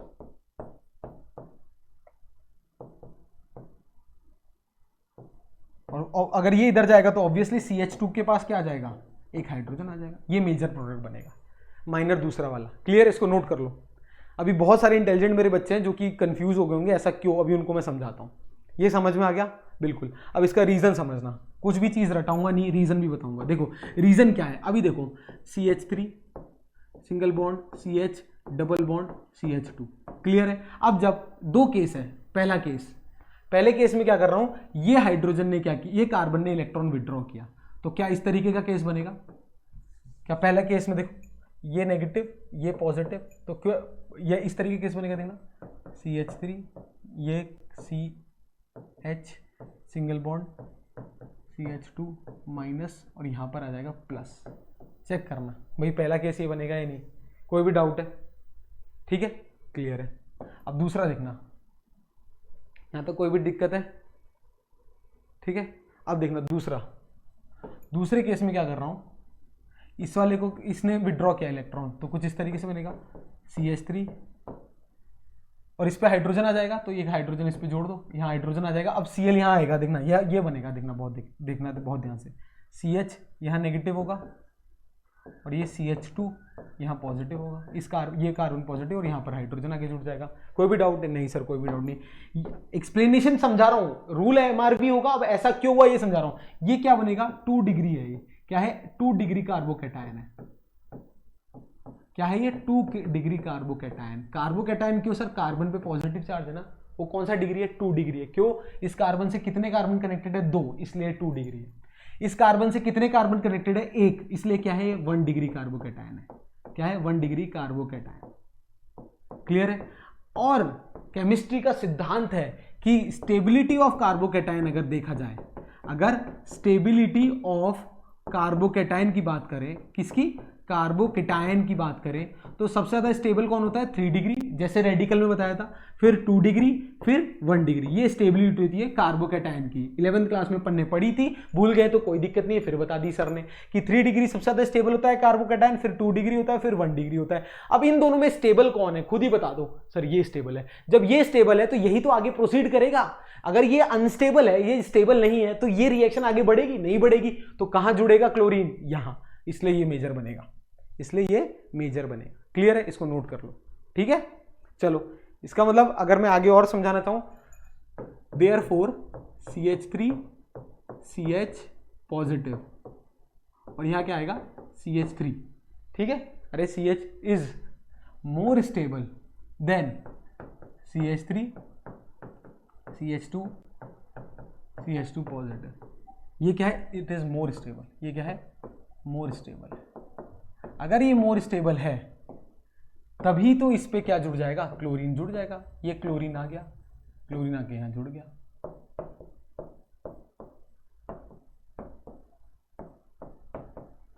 ये क्या बन गया मेरा मेजर प्रोडक्ट। क्या है, मेजर प्रोडक्ट, क्लियर है। चलो नोट कर लो इसको, ठीक है। That is why this is major product, क्योंकि ये ज्यादा स्टेबल है। अब कई बच्चों को कंफ्यूजन है, सर आपने यहां पर हाइड्रोजन पहले के जोड़ दिया, क्योंकि इलेक्ट्रोफिलिक एडिशन रिएक्शन के बाद ही देखा जाता है स्टेबिलिटी ऑफ कैटायन, कार्बोकैटायन। पहले मैंने एक इलेक्ट्रोफाइल को इस पे ऐड कर दिया, electron loving, H+ electron loving होता है ना, उसको ऐड करा के सिर्फ कार्बोकैटायन की स्टेबिलिटी कंपेयर की। हमेशा एक ही तो पैरामीटर चेक करोगे, तो यहां पर हाइड्रोजन जोड़ दिया, फिर देखा यहाँ कार्बोकैटायन है। अब क्लोरीन के पास 2 ऑप्शन है, तो यहां जा सकता है या यहां जा सकता है। फिर मैंने आपको बताया कि स्टेबिलिटी ऑफ कार्बोकैटायन क्या होती है, सर कार्बोकैटायन की स्टेबिलिटी ये होती है। इस स्टेबिलिटी के अकॉर्डिंग क्या हो गया कि ये वाला प्रोडक्ट बनेगा मेजर। क्यों, रीजन समझ में आ गया, इसको नोट कर लो, ठीक है। तो ये कौन सा रूल है, MRV। MRV क्या कहता है कि जो नेगेटिव पार्ट है वो कहां जाके जुड़ेगा, जहां कम हाइड्रोजन होंगे। क्यों, क्योंकि जो कम हाइड्रोजन है वो क्या है, सेकेंडरी है। सेकेंडरी है या टर्शरी है, ये रीजन है। ये क्या है मेरा एमआरवी है, मार्कोनिकॉफ रूल है, और ये क्या है उसका रीजन, ये क्या है रीजन, एक्सप्लेनेशन ऑफ एमआरवी, ऐसा क्यों हुआ। सब चीज इंपॉर्टेंट है, हर एक चीज इंपॉर्टेंट है यार, ठीक है। चलो ये यही है, यही ब्यूटी ऑफ ऑर्गेनिक केमिस्ट्री है कि ये एक एक बार पढ़ते जाओगे, सब दिमाग में ऐसा फिट हो जाएगा ना कि चुटकियों में क्वेश्चन सॉल्व कर देंगे अपन, ठीक है। इसको नोट कर लो, क्लियर है। चलो अब कई बच्चे यहां पर एंटी एमआरवी अगर समझना चाहें, कई बार एग्जाम में क्वेश्चन पूछ लेता है, नोट करके लिख लो what is anti MRV. Anti MRV मतलब उल्टा एमआरवी, नोट करके एंटी एमआरवी के बारे में लिख लो। एंटी एमआरवी क्या कहता है, एमआरवी क्या कहता है कि नेगेटिव पार्ट कहां जाके जुड़ेगा, जहां कम हाइड्रोजन है। तो एंटी एमआरवी क्या कहेगा, the negative part of adduct will attached to carbon having more number of hydrogen, having more number of hydrogen, ये होता है मेरा एंटी एमआरवी। ये आपके एनसीईआरटी में नहीं गिवन है, पर इससे रिलेटेड क्वेश्चन आ जाता है बोर्ड्स में, ठीक है। बोर्ड्स में कई बार पूछ लेता है, ये पूछ लेता है या इससे क्वेश्चन कैसे होता है वो समझना। तो अब सर ये कैसे डिसाइड करेंगे कि मुझे एंटी एमआरवी करना है या एमआरवी, अभी समझाता हूं। तो जब भी आपको इस तरीके की कोई रिएक्शन दे रखी है, मान लो इस तरीके से CH3 single bond CH double bond CH2, अब इसको आपको रिएक्ट कराना है किससे, मान लो इसको रिएक्शन दे रखी है, मोस्टली ये HBr से ही पूछता है, HBr ही गिवन होता है mostly, HBr in the presence of पर ऑक्साइड। यहाँ क्या लिखा होता है, पर ऑक्साइड लिखा है। अगर आपको यहाँ पर पर ऑक्साइड लिखा है और यहाँ HBr दिया है, तो आपको क्या करना है, एंटी एमआरवी करना है। क्या करना है, एंटी एमआरवी करना है। तो एंटी एमआरवी मतलब यहां पर आपको क्या करना है, ये जो नेगेटिव पार्ट है ब्रोमीन माइनस, इसका जो नेगेटिव पार्ट है ये कहां जोड़ देना है, जहां ज्यादा हाइड्रोजन है, मतलब प्राइमरी वाले पे। तो क्या इस तरीके से रिएक्शन बन जाएगी, CH3 CH यहां पर और CH2 यहां पर, तो यहां पर क्या आ जाएगा, ब्रोमीन, और यहां पर आ जाएगा हाइड्रोजन। ये क्या बना, एंटी एमआरवी के थ्रू बना, एंटी एमआरवी। क्लियर है। एमआरवी में यहां क्या होगा, CCl4 होगा। ये देखो एमआरवी में क्या था, CCl4, ये एमआरवी है, एमआरवी मार्कोनिकॉफ, ठीक है, CCl4। और अगर पर ऑक्साइड गिवन है, अगर आपको पर ऑक्साइड गिवन है और Br माइनस HBr गिवन है, तो क्या करेंगे, एंटी एमआरवी। वहां क्या था, नेगेटिव पार्ट कम हाइड्रोजन वाले कार्बन पर अटैच होगा या नेगेटिव पार्ट ज्यादा हाइड्रोजन वाले पर अटैच होगा, ठीक है। एमआरवी आपके एनसीईआरटी में गिवन है, इसलिए पूरा उसका एक्सप्लेनेशन दिया। एंटी एमआरवी का एक्सप्लेनेशन यहां ना देके उधर दे दूंगा, क्योंकि एनसीईआरटी में नहीं है, इससे सिर्फ क्वेश्चन पूछे जाएंगे, इतना ही पूछा जा सकता है, मैक्स टू मैक्स। ये भी शायद ही पूछेगा, एमआरवी ही पूछेगा आपसे, इसको नोट कर लो, ठीक है। चलो ठीक है, इसमें और भी चीजें हैं, पर अभी अपने 12th क्लास के सिलेबस में इतना है, बाकी 11th में पढ़ते हैं अपन। तो मैंने 11th का जो फाउंडेशन बैच चालू कर रखा है, उधर मैं पढ़ाऊंगा कि मिथाइल शिफ्ट क्या होता है, हाइड्रोजन शिफ्ट क्या होता है, तो वो सब उधर पढ़ाएंगे। अभी तो सिर्फ इतना ही है आपके सिलेबस में, इसको नोट कर लो, ये मोर देन इनफ है, चिंता ही नहीं करनी, ठीक है।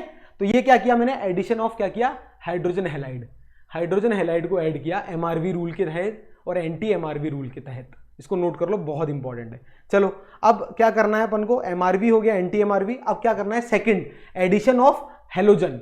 भाई एल्कीन से ही बना रहे हैं, तो एल्कीन का दो पार्ट बताए थे, एक तो हाइड्रोजन हैलाइड से ऐड कराना है, और अब क्या करना है, addition of halogen, halogen add कराना है। ये भी बहुत इंपॉर्टेंट है, इस पे क्या क्वेश्चन आएगा बताता हूं, देखना। एडिशन ऑफ हेलोजन में क्या करना है, बहुत ध्यान से देखना। जब भी आपको कोई एल्कीन गिवन है, अगर आपने कोई एल्कीन है, इसको आपने रिएक्ट कराया, मान लो Br2 in the presence of CCl4, क्या कराया इसका, ब्रोमीन Br2 से ऐड कराया in the presence of CCl4, तो क्या होता है, ये पाई बॉन्ड टूटते हैं और दोनों ब्रोमीन के मॉलिक्यूल यहां आके जुड़ जाते हैं। तो ये क्या होता है, मैंने बताया था, जब दो एक ही एल्केन पे दो हैलाइड आके जुड़ जाते हैं तो डाई हैलाइड बोलते हैं। तो ये क्या है, विसिनल डाई हैलाइड है, याद करो पढ़ाया था, क्या है, विसिनल डाई हैलाइड। तो ये एक और रिएक्शन है, एडिशन ऑफ हेलोजन, इसको नोट कर लो, ठीक है। अब इस रिएक्शन में ऐसा क्या इंपॉर्टेंट है जो आप ऐसे कह रहे थे वो आएगा एग्जाम में, ये नोट करना। This reaction is used to detect the presence of double bond. ये जो डबल बॉन्ड है, इसकी प्रेजेंस डिटेक्ट करने के लिए ये रिएक्शन काम आती है। कैसे, ये लिखो, this reaction is used to detect the presence of double bond in a hydrocarbon.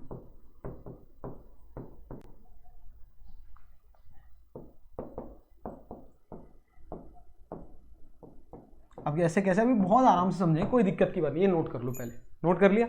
अब देखो कैसे, जैसे मान लो आपको कोई भी गिवन हाइड्रोकार्बन है, एक क्या है, गिवन हाइड्रोकार्बन है। अब आपसे पूछा जाए कि आपको एक कोई हाइड्रोकार्बन गिवन है, आपको ये बताना है इस हाइड्रोकार्बन में डबल बॉन्ड है या नहीं है, तो कैसे चेक करोगे?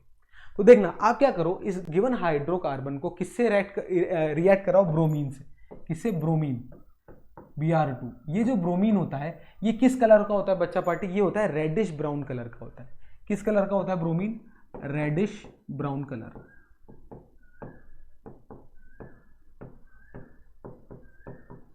ये रेडिश ब्राउन कलर का है। जब भी कोई गिवन हाइड्रोकार्बन को अगर आप ब्रोमीन के साथ रिएक्ट कराते हो इन दी प्रेजेंस ऑफ CCl4, किसकी प्रेजेंस में? इन दी प्रेजेंस ऑफ CCl4।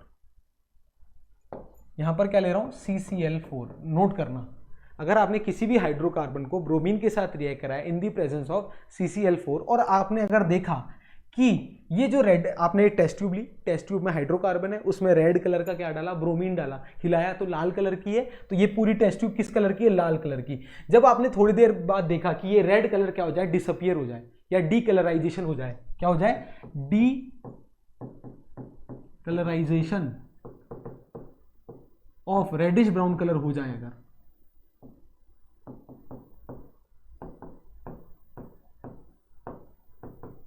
अगर हो जाए, ये क्या डिटेक्ट करेगा कि इस हाइड्रोकार्बन में क्या है? डबल बॉन्ड प्रेजेंट है।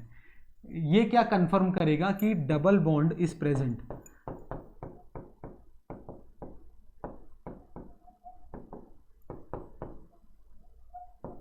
इसका मतलब डबल बॉन्ड प्रेजेंट है, तभी ये रिएक्शन हुई। सोचो, डबल बॉन्ड होगा तभी ये जो रेड कलर का है वो क्या हो जाएगा? ये कौन सा कलर होता है? ये कलरलेस होता है। ये क्या होता है? कलरलेस।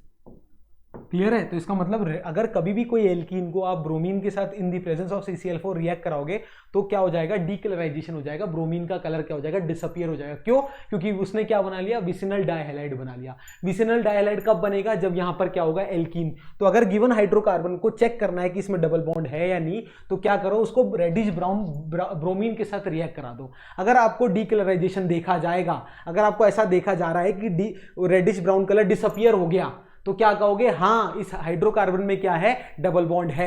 अगर डीकलराइजेशन नहीं हुआ, मतलब अगर आपको प्रोडक्ट में भी रेड कलर का कुछ मिल रहा है, तो क्या कहोगे? नहीं, इस हाइड्रोकार्बन में डबल बॉन्ड नहीं है प्रेजेंट। इसको नोट कर लो, एग्जाम में 100% आता है ये, किसी ना किसी सेट में, किसी ना किसी बोर्ड में। अगर आप CBSE से हो, गुजरात बोर्ड से हो, पटना बोर्ड से हो, यूपी बोर्ड से हो, सब में आएगा ये, सब में आ सकता है, किसी में भी आ सकता है। इसको नोट कर लो, ठीक है? तो एडिशन ऑफ हैलोजन क्लियर है किस तरीके से पूछा जाएगा? चलो नोट करो इसको, ठीक है? अगर डबल बॉन्ड है तभी ब्रोमीन रिएक्ट करके क्या करेगा? डीकलराइजेशन करेगा। अगर डबल बॉन्ड नहीं है तो रिएक्ट नहीं करेगा। क्लियर? चलो इसको नोट कर लो, ठीक है? चलो नेक्स्ट अपन प्रिपरेशन मेथड पढ़ेंगे फ्रॉम एल्कोहल। अब एल्कोहल से कैसे प्रिपेयर करते हैं अपन एल्काइल हैलाइड, ये समझना है। अभी तक अपन ने क्या पढ़ा? From alkene. अब पढ़ेंगे फ्रॉम एल्कोहल। तो एल्कोहल से पहला रिएक्शन है रिएक्शन विथ HX। पहला फर्स्ट है, क्या करेंगे अपन? एल्कोहल को रिएक्ट करेंगे कि रिएक्शन ऑफ एल्कोहल, एल्कोहल बोले तो ROH with hydrogen halide with HX। अब ये क्या है समझते हैं। देखो, अब क्या किया मैंने? एल्कोहल लिया, ROH एल्कोहल है मेरा। जब इस एल्कोहल को मैंने क्या किया? HCl के साथ रिएक्ट कराया। क्या किया? HCl के साथ रिएक्ट कराया in the presence of ZnCl2। In the presence of ZnCl2, ये भी इंपॉर्टेंट है, in the presence of ZnCl2। तो ये जो ZnCl2 होगा बच्चा पार्टी, ये क्या है? एक डिहाइड्रेटिंग एजेंट की तरह काम करता है। क्या करता है? ये क्या है? एक डिहाइड्रेटिंग एजेंट की तरह काम करता है।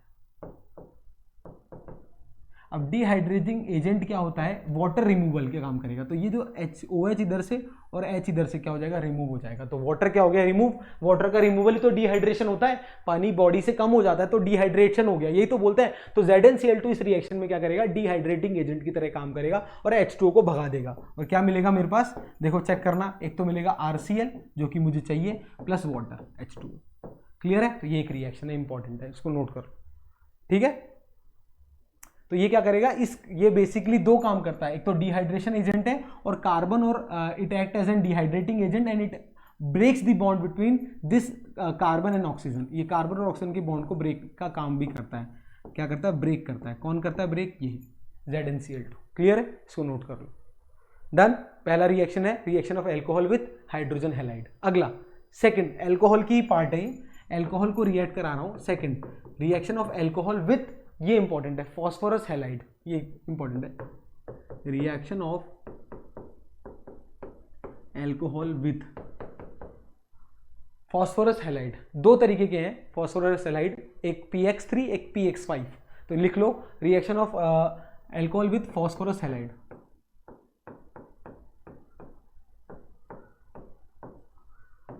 फॉस्फोरस हैलाइड क्या है, दो फॉस्फोरस हैलाइड है आपके सिलेबस में जो आपको पढ़ना है। पहले PX3, तो पहली रिएक्शन देखना, फर्स्ट रिएक्शन। तो क्या किया मैंने, ROH लिया, एल्कोहल लिया, देखना बहुत ध्यान से, इसको रिएक्ट कराया किससे, PX3 से। ये क्या है, PCl3 या PX3 भी बोल सकते हो। क्या है ये, PX3 फॉस्फोरस ट्राई हैलाइड है। क्या है, PX3 ऐसे भी लिखते हैं, कई बंदे ऐसे भी लिखते हैं, कोई दिक्कत नहीं है, ठीक है। ये क्या है, फॉस्फोरस ट्राई हैलाइड। हेलो, आवाज़ आ रही है ना, बढ़िया। चलो, फॉस्फोरस ट्राई हैलाइड है, क्लियर, बिल्कुल। जब मैंने फॉस्फोरस ट्राई हैलाइड को एल्कोहल से रिएक्ट कराया, ठीक है, तो क्या बनेगा, बहुत ध्यान से देखेंगे, वही एल्काइल हैलाइड ही बनेगा। देखो कैसे बनेगा ये देख लेना।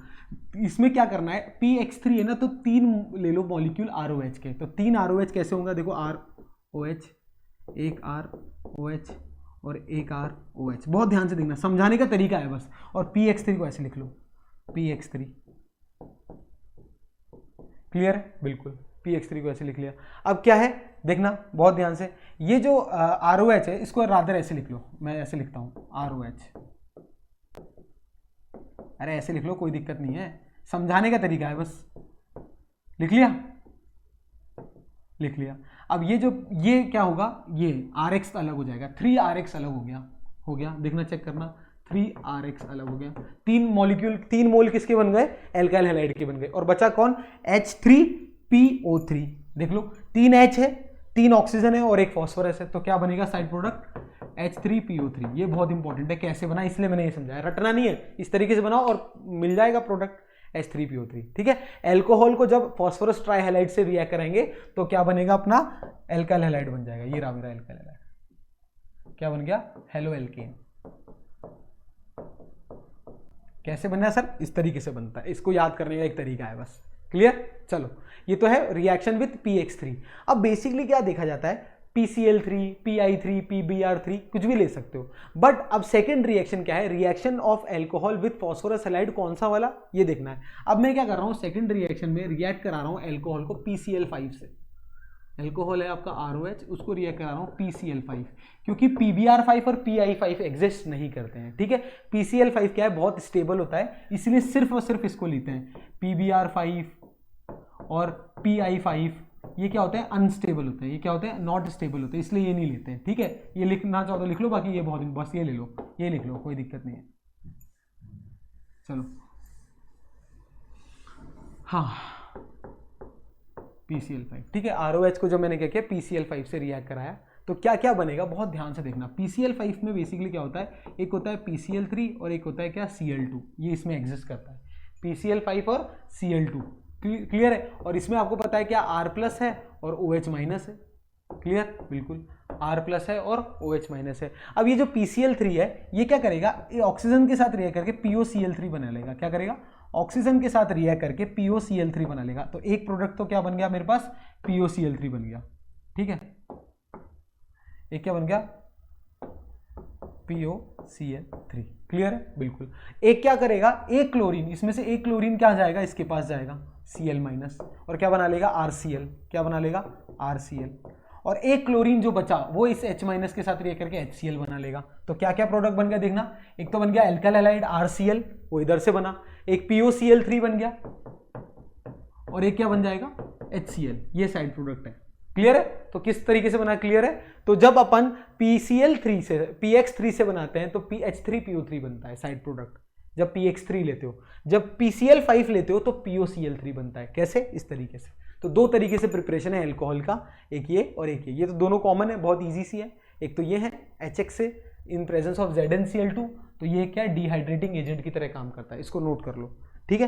तो ये दोनों इंपॉर्टेंट है प्रिपरेशन। अब एक और सुपर डुपर इंपॉर्टेंट प्रिपरेशन कराने जा रहा हूं आपको एल्कोहल की, एल्कोहल की प्रिपरेशन है, सुपर इंपॉर्टेंट है कि उस प्रोसेस का नाम भी बहुत इंपॉर्टेंट है। दो तो ये हो गई, तीसरी प्रिपरेशन है एल्कोहल की, तो third preparation of alkyl halide from alcohol. तो ये कैसे होगा, रिएक्शन ऑफ एल्कोहल विथ, ये बहुत इंपॉर्टेंट है बच्चों, ये एग्जाम में आएगा ही आएगा, थायोनिल क्लोराइड। जब मैं अल्कोहल को थायोनिल क्लोराइड से रिएक्ट कराता हूं तो भी क्या, तब भी क्या बनता है, एल्काइल हैलाइड बनता है। इस प्रोसेस को क्या बोलते हैं, डार्जन्स प्रोसेस। क्या बोलते हैं इसको, डार्जन्स प्रोसेस। आ गया पहला नेम रिएक्शन आपके सिलेबस का, ये एग्जाम में इंपॉर्टेंट है, तो डार्जन्स प्रोसेस। अब थायोनिल क्लोराइड क्या होता है, ये इंपॉर्टेंट है। थायोनिल क्लोराइड होता है SOCl2, SOCl2, ये ऐसे दिखता है थायोनिल क्लोराइड। अब रिएक्शन लिखते हैं क्या, एल्कोहल को थायोनिल क्लोराइड से रिएक्ट कराते हैं, तो ये ROH है, ये एल्कोहल है मेरा, इसको क्या करना है, थायोनिल क्लोराइड SOCl2 के साथ रिएक्ट कराना है, SOCl2 के साथ रिएक्ट करना है। तो क्या बनेगा, एक तो एल्काइल हैलाइड बनेगा RCl प्लस दो साइड प्रोडक्ट बनेंगे इसमें, क्या क्या, एक तो देखो कैसे याद रखना है, ये इंपॉर्टेंट है। एक तो देखो ROH है ना, तो देखो SOCl2 ऐसे एग्जिस्ट करता है, ये स्ट्रक्चर होता है इसका, ठीक है।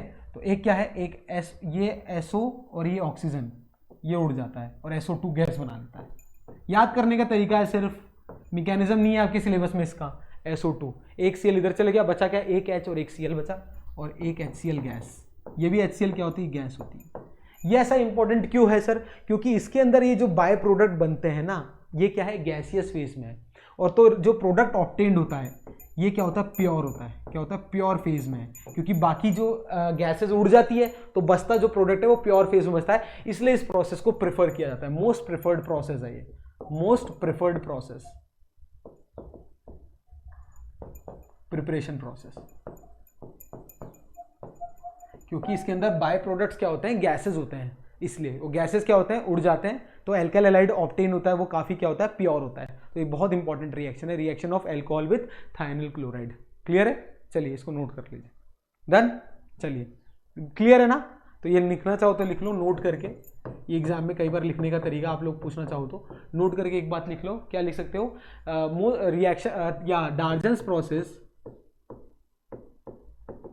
Darjan's process is the most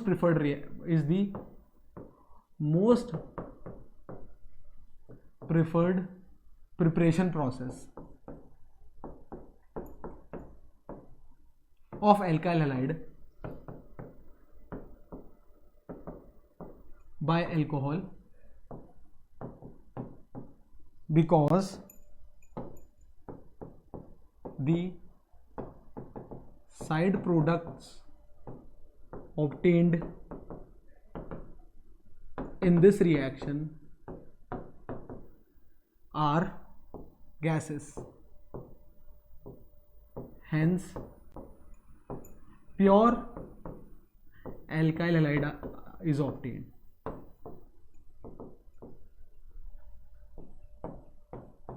इसको लिख लो, बहुत ज्यादा इंपॉर्टेंट है, ठीक है, ये एग्जाम में आ सकता है डार्जन्स प्रोसेस के बारे में, ठीक है, इसको नोट कर लीजिए। हाँ क्लियर, चलो डन है ना सब। इसका मतलब सर जब ROH आप ले रहे हो तो R और OH minus, R plus OH minus, मतलब R और O के बीच का बॉन्ड तोड़ रहे हो, है ना। हर जगह आपने क्या किया, R और O के बीच का बॉन्ड तोड़ा और RX बना दिया। क्लियर है। अब एक क्वेश्चन एग्जाम में जो आया है वो मैं पूछना जा रहा हूं आपको। अब क्वेश्चन क्या है एग्जाम में, बहुत ध्यान से देखना। क्या मैं एक वैसे एराइल हैलाइड की अलग बताऊंगा, क्या मैं इन प्रोसेस से, ये मैंने ले लिया मान लो फिनॉल, इसे वैसे भी आप सबको पता होगा ये क्या है, फिनॉल है। क्या है ये, फिनॉल। जब मैंने फिनॉल को रिएक्ट कराया, क्या, या तो आप इसको फिनॉल को रिएक्ट करा लो HX से, या PCl3 से, या PCl5 से, या SOCl2 से, अभी तक यही तो पढ़ा था अपन ने। क्या इस प्रोसेस से मैं क्या क्लोरोबेंजीन बना सकता हूं?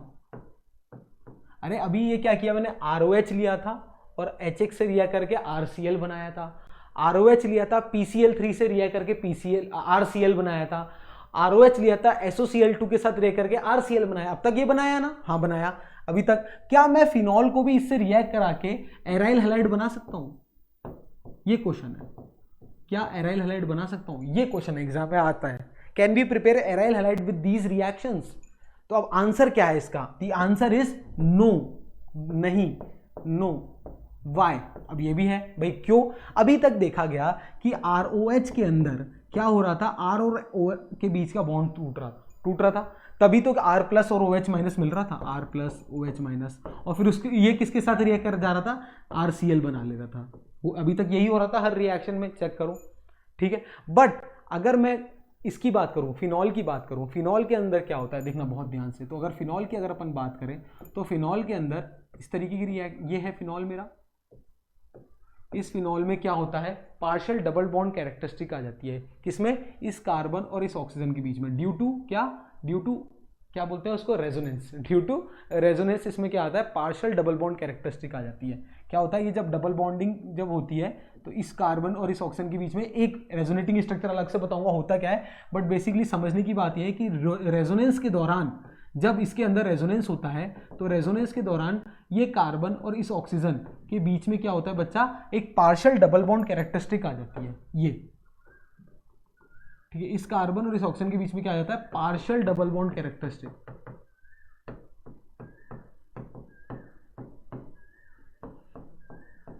Between carbon and oxygen. So therefore carbon oxygen bond को ब्रेक करना मुश्किल होता है, bond is difficult to break,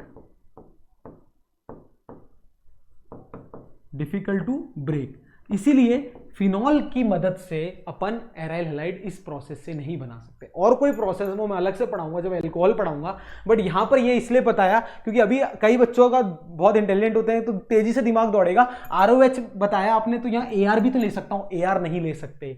We cannot prepare aryl halide by using phenol in these reaction से डार्जन प्रोसेस या PCl3 HX से अपन फिनॉल की मदद से एराइल हैलाइड नहीं बना सकते, क्योंकि रेजोनेंस के प्रोसेस के दौरान ये कार्बन और इस ऑक्सीजन के बीच में क्या आ जाता है, एक पार्शियल डबल बॉन्ड कैरेक्टरिस्टिक आ जाता है। अब रेजोनेंस अपने आप में बहुत बड़ा टॉपिक है, वो अभी नहीं पढ़ा सकते यहाँ, बस ये समझ लो कि जब रेजोनेंस होता है, ये डबल बॉन्ड जब शिफ्ट करते हैं, ये जब डबल बॉन्ड शिफ्ट करते हैं तो क्या होता है, ये पार्शियल डबल बॉन्ड कैरेक्टरिस्टिक आ जाती है। बस अभी तक बिल्कुल लेमैन लैंग्वेज में समझना है। तो डबल बॉन्ड आ गया तो अब एक सीक है, दो सीक हो गई, दो सीक तोड़ना मुश्किल होता है ना, तो जब ये बॉन्ड ही नहीं ब्रेक होगा तो इस पे क्या ये कार्बोकैटायन बनेगा ही नहीं, तो Cl माइनस आके इस पर अटैच नहीं हो सकता इन प्रोसेस की हेल्प से। और कोई प्रोसेस है वो आगे पढ़ेंगे, पर इन प्रोसेस की हेल्प से ऐसा नहीं हो सकता है। क्लियर है? अब सर आपने ये यहाँ पर ऐसा क्यों पढ़ाया, क्वेश्चन एग्जाम में बोर्ड्स में आया था, बोर्ड्स का क्वेश्चन है ये। बोर्ड्स का क्वेश्चन क्या है देखना बहुत ध्यान से, क्या किया था एग्जामिनर ने, ऐसा पूछ लिया था,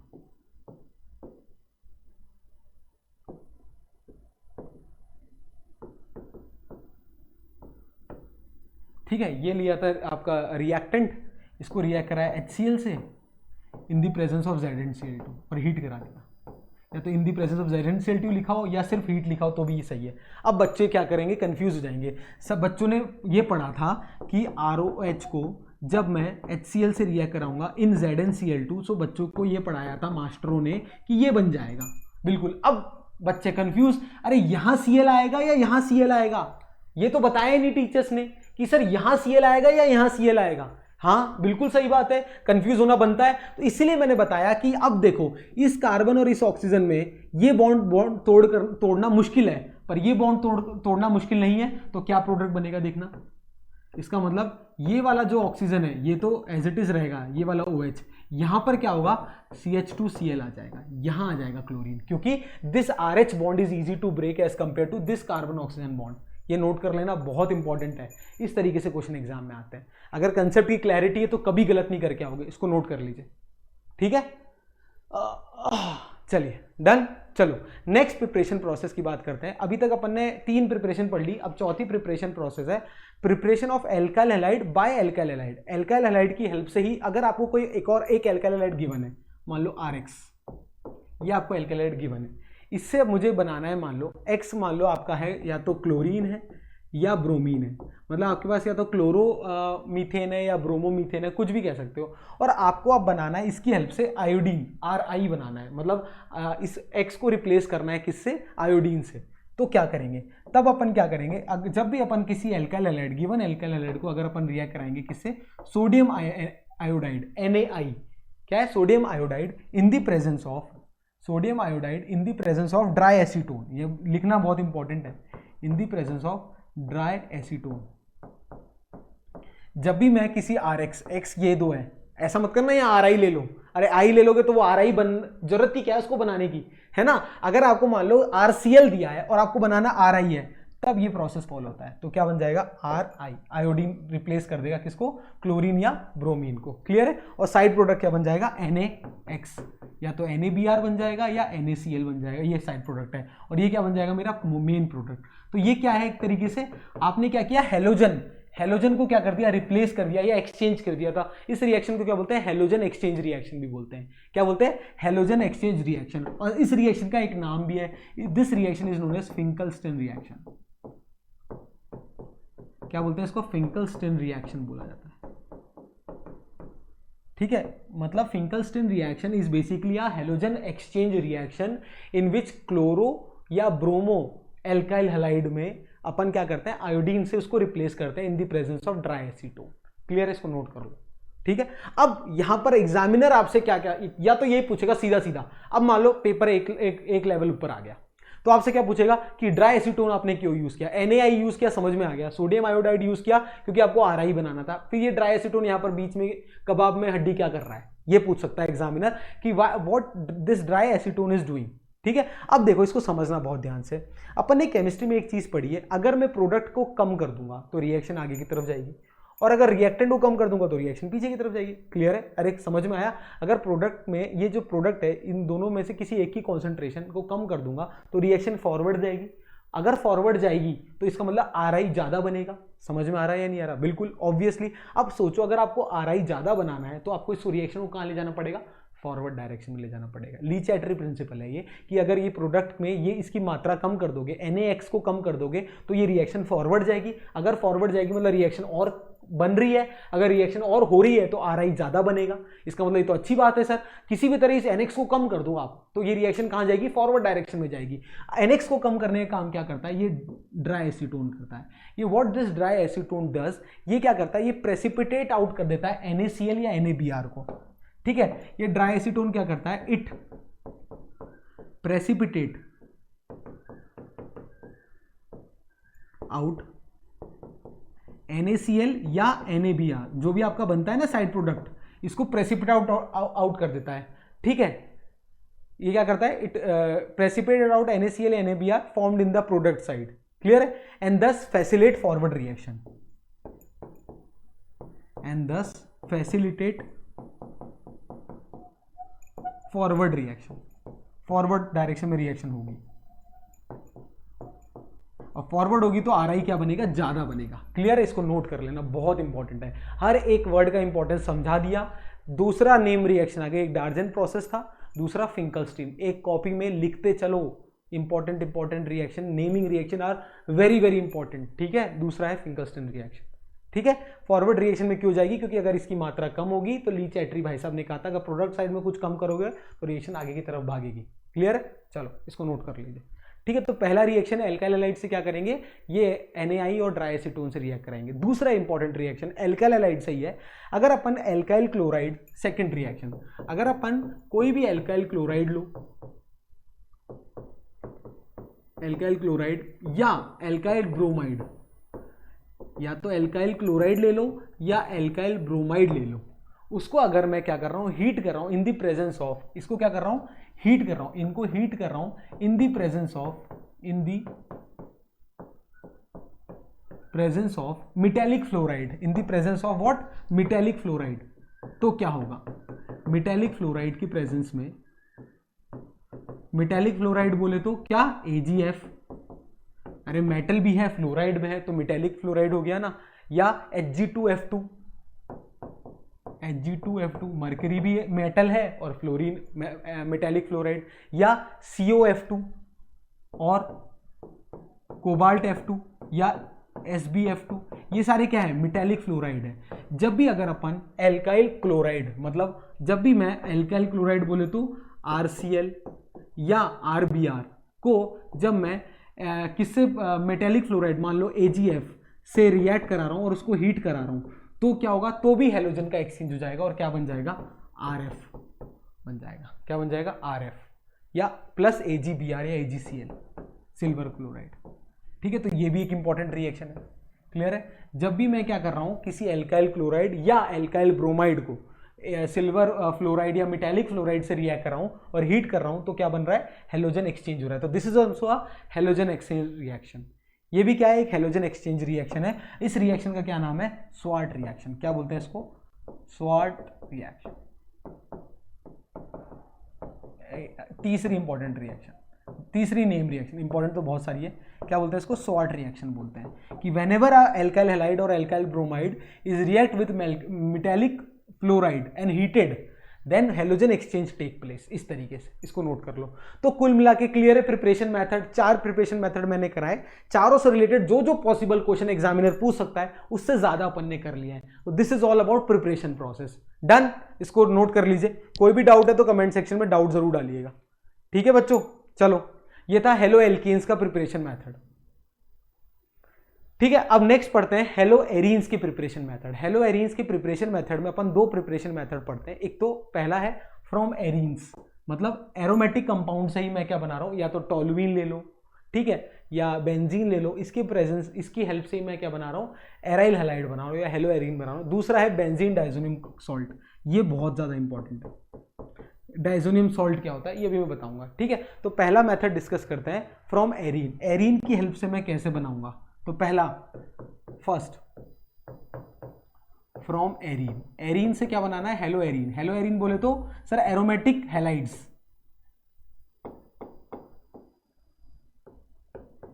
ठीक है, फ्रॉम हेलो एरीन्स। ठीक है, चलो 1 मिनट होल्ड कीजिएगा, कोई फोन आ रहा है।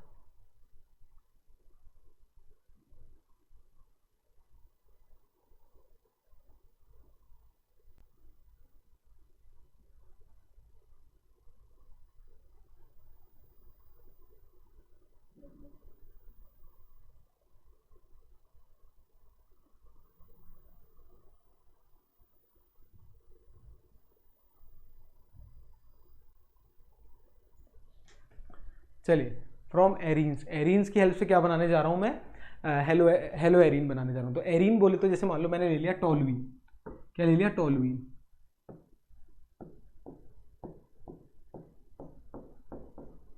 ये ले लिया टोलुइन। टोलुइन को किससे रिएक्ट करा रहा हूं? मान लो मैं X2, कोई भी डाई हेलोजन है, in the presence of iron, Fe and dark. Fe and dark क्या कर रहा हूं? Fe and dark. ठीक है, टोलुइन को रिएक्ट करा रहा हूं X2 in the presence of iron and dark. तो क्या बनेगा? तो 2 प्रोडक्ट बनता है। एक तो बनता है ऑर्थो प्रोडक्ट बनता है।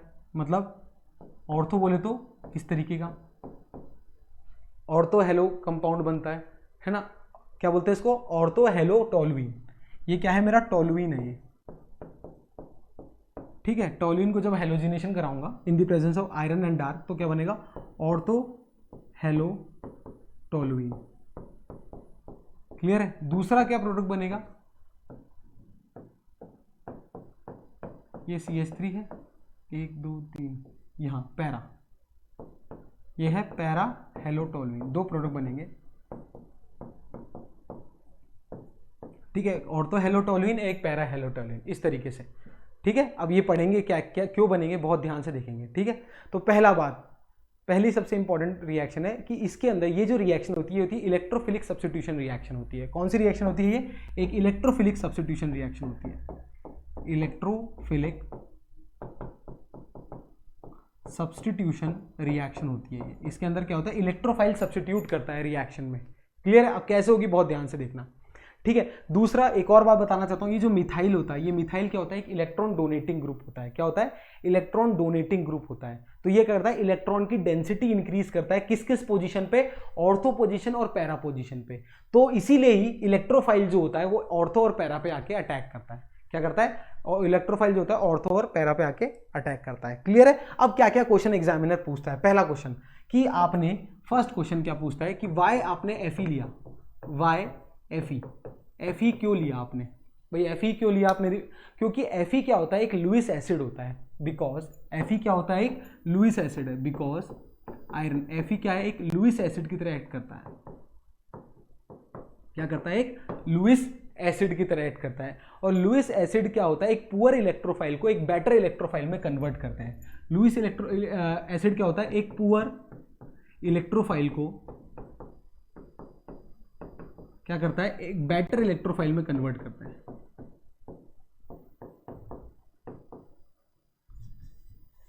क्या करता है, बेटर इलेक्ट्रोफाइल में कन्वर्ट करता है।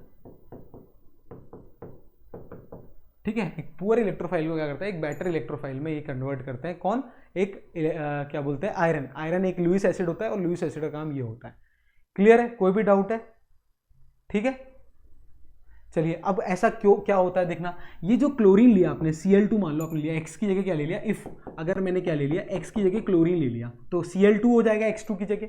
भाई इस X की जगह मैंने क्या किया, क्लोरीन ले लिया। अब जब ये Cl2 इस Fe के साथ रिएक्ट करेगा, क्या करेगा, इस Fe के साथ रिएक्ट करेगा तो क्या बना लेगा, FeCl3।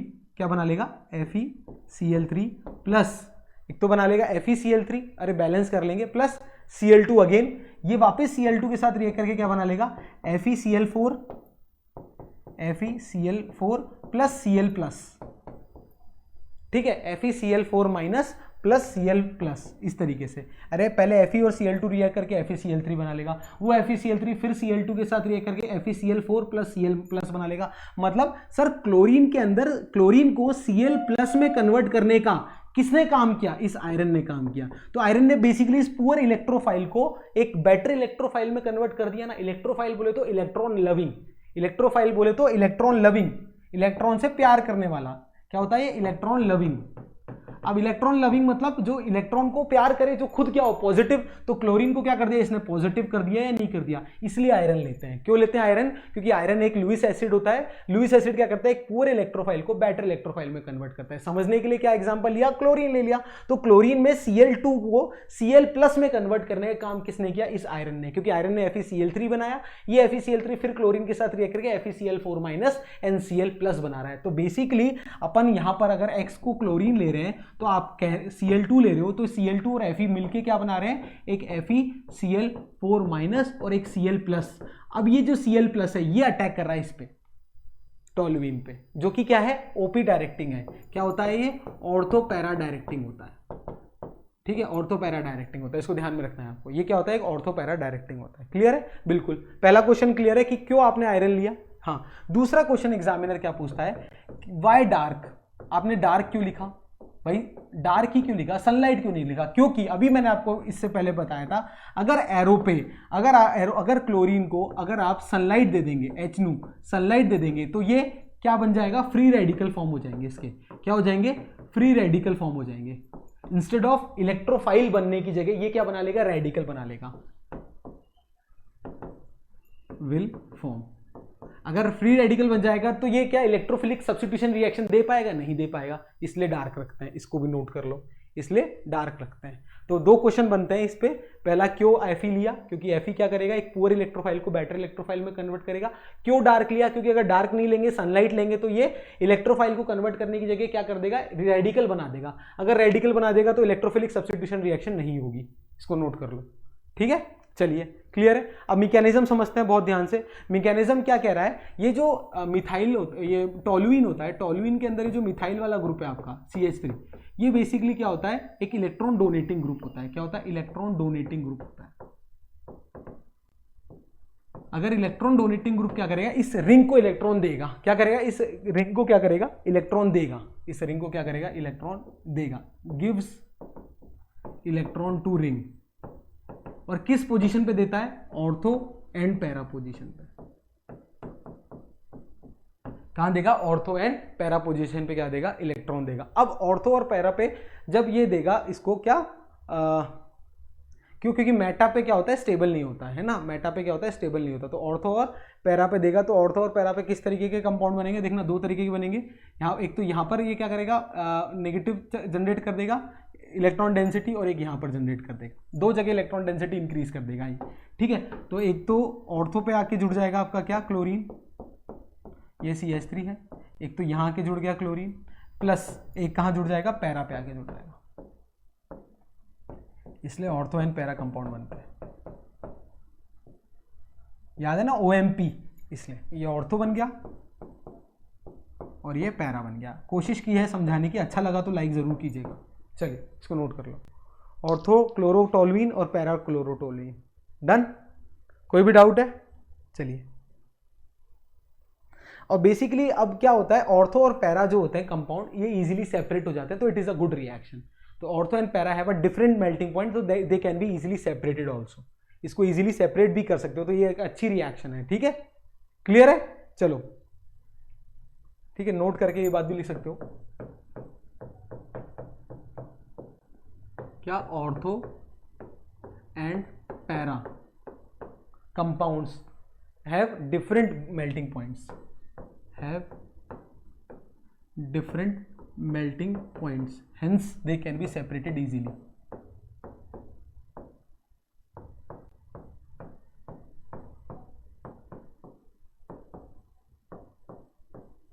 They can be separated easily. इसको नोट कर लीजिए, बहुत इंपॉर्टेंट है। ठीक है, चलो अब एक और इंपॉर्टेंट बात यही बताना चाहता हूं। अगर अपन x को I ले ले, अगर अपन आयोडीन ले ले, x को क्या ले ले? आयोडीन। देखना आपने क्या लिया, वही टोल्यूइन लिया था, मान लो अपन ने टोल्यूइन की जगह क्या ले लिया? बेंजीन ले लिया। ये भी तो एक एरोमेटिक रिंग है, इसको मैंने I2 के साथ रिएक्ट करा है, आयोडीन के साथ रिएक्ट करा है। इस केस में अभी क्या होगा भाई, ऑर्थो और पैरा पे भाई क्या बनेगा?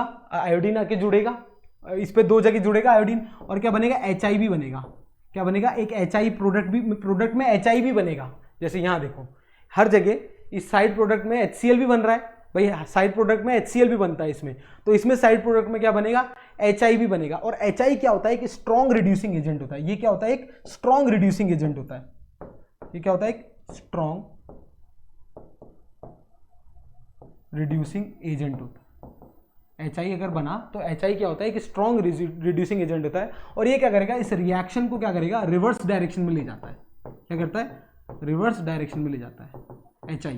तो इसलिए अपन को HI नहीं बनाना है, HI को क्या करना है? हटाना है। तो स्ट्रॉन्ग रिड्यूसिंग एजेंट को हटाने के लिए क्या करोगे? एक स्ट्रॉन्ग ऑक्सीडाइजिंग एजेंट लेना पड़ेगा। तो जब भी आयोडीन से रिएक्ट कराना है तो इस तरीके से मत कराना। क्यों? क्योंकि HI साइड प्रोडक्ट में बनेगा। HI अगर प्रोडक्ट में बनेगा तो वो क्या होता है? कि स्ट्रॉन्ग रिड्यूसिंग एजेंट होता है। ये क्या करेगा? रिएक्शन को रिवर्स ले जाएगा। कभी भी रिएक्शन रिवर्स नहीं जाना चाहिए, हमेशा फॉरवर्ड डायरेक्शन में जाना चाहिए। इसलिए जब भी अपन आयोडीन से रिएक्ट कराएंगे तो क्या करेंगे? एक स्ट्रॉन्ग ऑक्सीडाइजिंग एजेंट का यूज करेंगे, जैसे HNO3। तो जब भी आप बेंजीन के साथ अगर आयोडीन का रिएक्ट कराओगे तो हमेशा क्या लोगे? एक स्ट्रॉन्ग ऑक्सीडाइजिंग एजेंट भी लोगे, जैसे HNO3। एक HNO3 क्या है? एक स्ट्रॉन्ग ऑक्सीडाइजिंग एजेंट है। इसकी मदद से ही अपन क्या करेंगे? बनाएंगे। ये क्या है? एक स्ट्रॉन्ग ऑक्सीडाइजिंग एजेंट है। इसको यूज करते हैं अपन जब भी HI का कोई भी प्रोडक्ट, अगर बाय प्रोडक्ट में HI बन रहा है ना बच्चों, तो हमेशा कोशिश करेंगे क्या बने? अपन क्या ले? कि स्ट्रॉन्ग ऑक्सीडाइजिंग एजेंट ले, जैसे HNO3। अब इस केस में आराम से आप आयोडीन का कंपाउंड आयोडीन जोड़ दो बेंजीन से, कोई दिक्कत नहीं है। ठीक है, ये लो आयोडीन जुड़ गया। क्लियर है? ये रिएक्शन इज फीजिबल। इसमें साइड प्रोडक्ट में क्या बनेगा? NO2 plus H2, NO2 plus H2, तो बन गया hello arene by using arene की हेल्प से बन गया या नहीं बन गया? चेक करो भाई, एरीन की हेल्प से हेलो एरीन बन गया। डन। चलिए, कोई भी डाउट हो तो बताइएगा। चलो अब नेक्स्ट, ये तो था मेरा क्या पहला प्रिपरेशन कि मैंने हेलो एरीन बनाया बाय यूजिंग एरीन्स। एक प्रिपरेशन तो ये हो गई। दूसरा, डायजोनियम सॉल्ट की हेल्प से कैसे बनेगा? उस रिएक्शन का नाम होता है सैंडमियर रिएक्शन। क्या बोलते हैं उसको? सैंडमियर रिएक्शन बोलते हैं। बहुत इंपॉर्टेंट है, वो देखेंगे। सबसे पहले मैं आपको ये समझाना चाहता हूं कि सैंडमियर रिएक्शन क्या होती है। एक मिनट, इसको यार अरेंज। चलो, तो सेकंड है from diazonium salt. Second from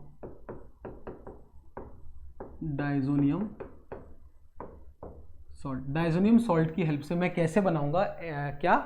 hello arene, वो देखना है। डायजोनियम सॉल्ट बोले तो डायजोनियम सॉल्ट का जो जनरल फॉर्मूला होता है वो क्या होता है? वो होता है R N2 और X, N2 plus X minus. ये होता है क्या?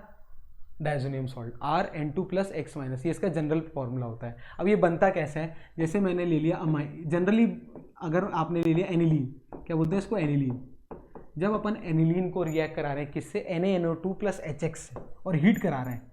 क्या कर रहे हैं? NaNO2 प्लस HX से अगर आप इसको रिएक्ट करा रहे हो, या डायरेक्ट HNO2 भी ले सकते हो, या HNO2 ठीक है, और इसको क्या कर रहे हो, हीट कर रहे हो हाई टेम्परेचर, मतलब 273 केल्विन दे रहे हो। कितना दे रहे हो, 273 केल्विन। तो होता क्या है, ये जो एनिलीन है ये किस में कन्वर्ट हो जाता है, बेंजीन डाइजोनियम सॉल्ट में कन्वर्ट हो जाता है इस तरीके से, N2 प्लस और X माइनस। ये क्या होता है, ये मेरा होता है बेंजीन डाइजोनियम सॉल्ट। बहुत इंपॉर्टेंट कंपाउंड है, वेरी ये क्या होता है, बहुत ज़्यादा रिएक्टिव होता है। ठीक है, ये बहुत ज़्यादा रिएक्टिव होता है।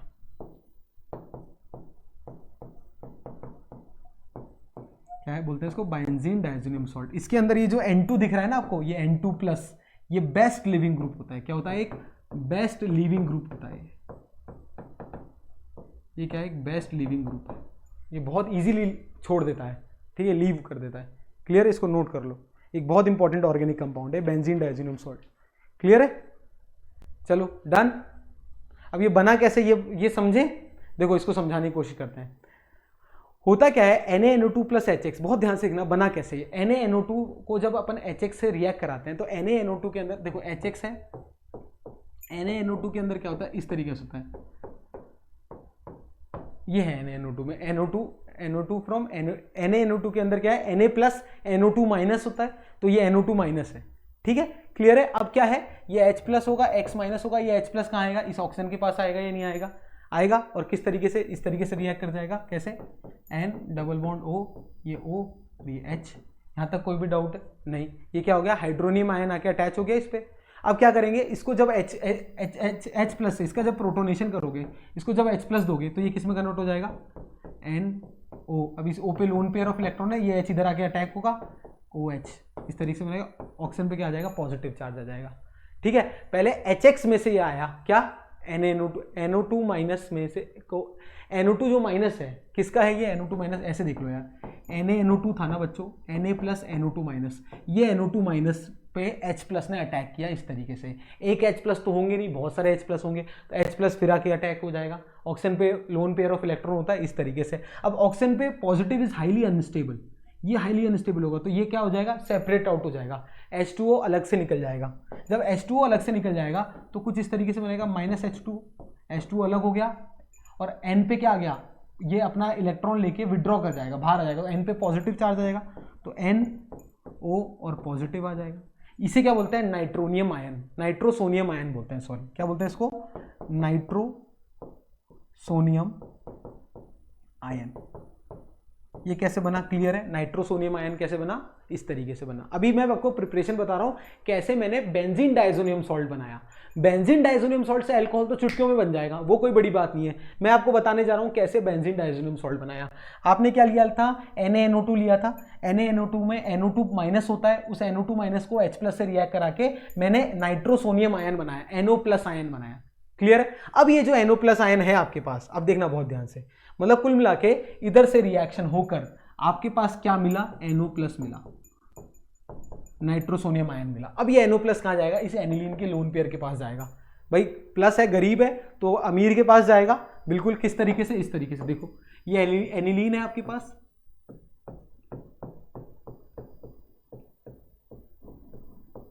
इसके पास कौन आएगा, NO प्लस। ठीक है, बिल्कुल NO प्लस आएगा। NO प्लस क्या, लोन पेयर ऑफ इलेक्ट्रॉन चाहेगा सर, तो किस तरीके से अटैक हो जाए, इधर आके अटैक हो करेगा और कुछ इस तरीके का कंपाउंड बना लेगा। कोशिश की है समझाने की, अगर आपको समझ में आया तो वेरी गुड, नहीं आया तो मोस्ट, ये बोर्ड्स में इतना नहीं पूछा जाएगा। बोर्ड्स में क्या पूछा जाएगा वो मैं बता दूंगा, पर कई बच्चे मेरे से एक्सपेक्ट करते हैं कि सर डिटेल में चीजें बताओ, इसलिए अपने पास अभी टाइम है तो हर एक मैकेनिज्म समझाने की मैं कोशिश करूंगा। ठीक है, ये हो गया, क्लियर है, बिल्कुल सर। अब क्या होगा, इसमें से पानी निकल जाएगा, वाटर बाहर आ जाएगा, H2O बाहर आ जाएगा, माइनस H2O आ गया बाहर, और क्या बन जाएगा,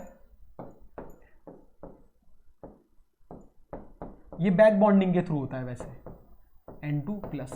क्लियर है, N2 प्लस बन जाएगा। अब इसमें क्या आएगा, X माइनस जो है हाइड्रोजन हैलाइड का X माइनस आके अटैच हो जाएगा, और क्या बन जाएगा, ये बेंजीन डाइजोनियम सॉल्ट।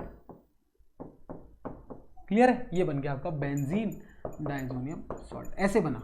ठीक है, कई बच्चे चाहें तो सिर्फ इतना ध्यान रख सकते हैं कि एनिलीन को जब NaNO2HX के साथ जब 273 केल्विन पे हीट करेंगे तो बेंजीन डाइजोनियम सॉल्ट बनेगा इस तरीके से। कई बच्चे समझना चाहें तो उनके लिए मैकेनिज्म है, ये क्या है, मैकेनिज्म। क्लियर है, इसको नोट कर लो। डन। चलो ये बेंजीन डाइजोनियम सॉल्ट हो गया। ठीक है, अब क्या कर रहे हैं, बेंजीन डाइजोनियम सॉल्ट की हेल्प से अब मुझे क्या बनाना है, बेंजीन डाइजोनियम सॉल्ट की हेल्प से क्या बनाना है, एराइल हैलाइड। अब देखो बहुत इजी है, ये मेरा बेंजीन डाइजोनियम सॉल्ट है, N2 प्लस और X माइनस, ये क्या है, बेंजीन डाइजोनियम सॉल्ट है। अब इसको आप किस तरीके से रिएक्ट कराते हो, देखो पहला रिएक्शन का तरीका, आपने क्या लिया, CuCl लिया, क्या लिया, CuCl, क्या लिया, CuCl प्लस HCl, और इसको हीट करा दिया, तो क्या होगा, CuCl प्लस हीट करा दिया तो N2 गैस इवॉल्व आउट हो जाएगी। N2 गैस क्या होता है, एक बेस्ट लिविंग ग्रुप होता है, और इस तरीके कंपाउंड बन जाएगा Cl प्लस N2, क्या बन गया, क्लोरोबेंजीन बन गया या नहीं बन गया, क्या बन गया, क्लोरोबेंजीन। दूसरा तरीका क्या करो आप, इसी को रिएक्ट करा दो किससे, CuBr प्लस HBr से, क्या करो, CuBr प्लस HBr से रिएक्ट करा दो, तो क्या बन जाएगा देखना, Br, ब्रोमोबेंजीन और N2 गैस इवॉल्व आउट हो जाएगी। ये जो दोनों जो रिएक्शन है इसे बोलते हैं अपन सैंडमियर रिएक्शन, क्या बोलते हैं, सैंडमियर्स रिएक्शन। क्लियर है, सैंडमियर रिएक्शन, ये आपके सिलेबस। ठीक है, एक एक्स्ट्रा बात आप सब बच्चों को बताना चाहता हूँ यहीं पर ही, एक इंटरेस्टिंग या एक्स्ट्रा मान लो, अगर मैं बेंजीन डाइजोनियम सॉल्ट, क्या बोलते हैं इसको, BDCS, बेंजीन डाइजोनियम सॉल्ट है N2 प्लस X माइनस, इसको अगर मैं HBF4 के साथ रिएक्ट करा रहा हूँ, क्या कर रहा हूँ, HBF4, अगर फ्लोरोबेंजीन बनाते हैं तो ये तरीका अपनाते हैं, किससे, HBF4 से रिएक्ट करा रहे हैं, तो क्या होगा, N2 गैस भी इसमें इवॉल्व आउट हो जाएगी और फ्लोरोबेंजीन बन जाएगा। देखना यहाँ पे फ्लोरीन आ जाएगा, N2 गैस इवॉल्व आउट हो जाएगी। क्लियर है, इस रिएक्शन का नाम होता है बाल-शीमैन रिएक्शन। क्या बोलते हैं इसको, बाल-शीमैन रिएक्शन, BALZ,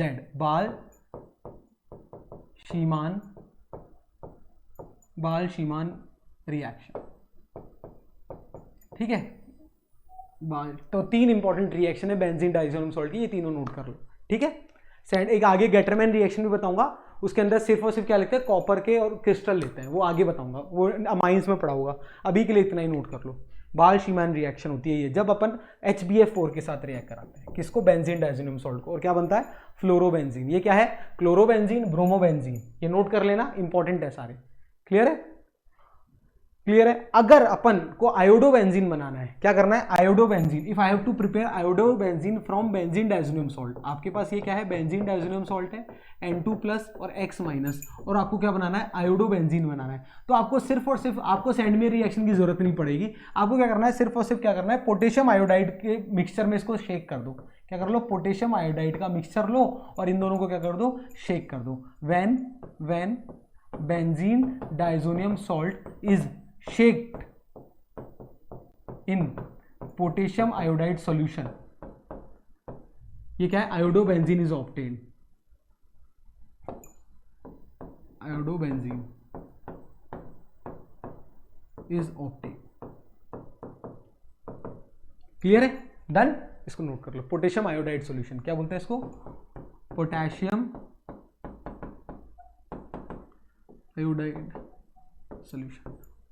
ठीक है, इसको नोट कर लो कि सैंडमियर रिएक्शन सिर्फ CuCl CuBr से ही होती है, अगर HBF4 है तो बाल-शीमैन रिएक्शन, और आयोडीन को आयोडोबेंजीन बनाए तो सिर्फ और सिर्फ क्या करो, पोटेशियम आयोडाइड के सॉल्यूशन में इसको शेक कर दो तो ही बन जाएगा। क्लियर है, इसको नोट कर लो, डन। चलिए ठीक है, चलो अब बात करते हैं अपन बहुत जल्दी प्रॉपर्टीज के बारे में बात करते हैं। What are the physical properties of halo alkanes and hello arenes. अगर अपन प्रॉपर्टीज की बात करें तो पहली अगर मैं स्टेट की बात करूं, क्या बात करूं, स्टेट मतलब फिजिकल स्टेट की अगर मैं बात करता हूं तो ये क्या, इनके जो लोअर मेंबर्स होते हैं वो गैसेस होते हैं और हायर मेंबर क्या होता है, लिक्विड होते हैं। इसको लिख लो, लोअर मेंबर्स क्या होते हैं, लोअर मेंबर जिसका मॉलिक्यूलर वेट क्या है, कम, लोअर मेंबर्स क्या होते हैं मेरे, इसके गैसेस गैस स्टेट में होते हैं, और हायर मेंबर क्या होते हैं, लिक्विड या सॉलिड। पहली प्रॉपर्टी इंपॉर्टेंट है, लिखते चलिए, बहुत इजी है, कोई लल्लू सी है। ठीक है, पहला। दूसरा फिजिकल प्रॉपर्टी के बारे में अगर अपन बात कर रहे हैं तो दूसरी अगर अपन कलर की बारे में बात करें कि क्या कलर होता है इनका, दे आर बेसिकली कलरलेस। क्या होता है ये, कलरलेस होता है ये, दे आर बेसिकली क्या होता है ये, कलरलेस। बस एक इसमें एक्सेप्शन क्या है, ब्रोमीन। इसका एक्सेप्शन, एक एक्सेप्शन होता है इसमें, ब्रोमीन और आयोडीन, वो कलर एक्सेप्शन क्या है इसका, एक्सेप्शन है ब्रोमीन एंड आयोडीन, ब्रोमीन और आयोडीन वो कलर दिखाते हैं when expose to, shows colour when expose to sunlight.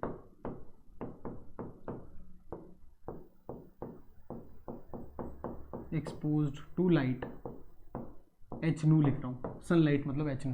Clear, इसको नोट कर लो, दो प्रॉपर्टीज क्लियर है। तीसरा, अगर ऑर्डर की बात करें तो स्वीट स्मेलिंग होती है इनकी, ऑर्डर मतलब स्मेल, ODOUR, ऑर्डर या स्मेल क्या होती है इसकी, स्वीट स्मेलिंग होती है, मीठा स्मेल होता है इनका, ठीक है, मिठाई जैसे होती है ना गुलाब जामुन, ठीक है, मजाक की बात है, स्वीट स्मेलिंग होती है, चलो स्वीट स्मेल होती है इसकी, क्लियर है, इसको भी नोट कर लो। चलो, वोलेटाइल होते हैं, volatile gases are sweet smelling, gas का ही हमेशा स्मेल होता है, ठीक है, 3 प्रॉपर्टी।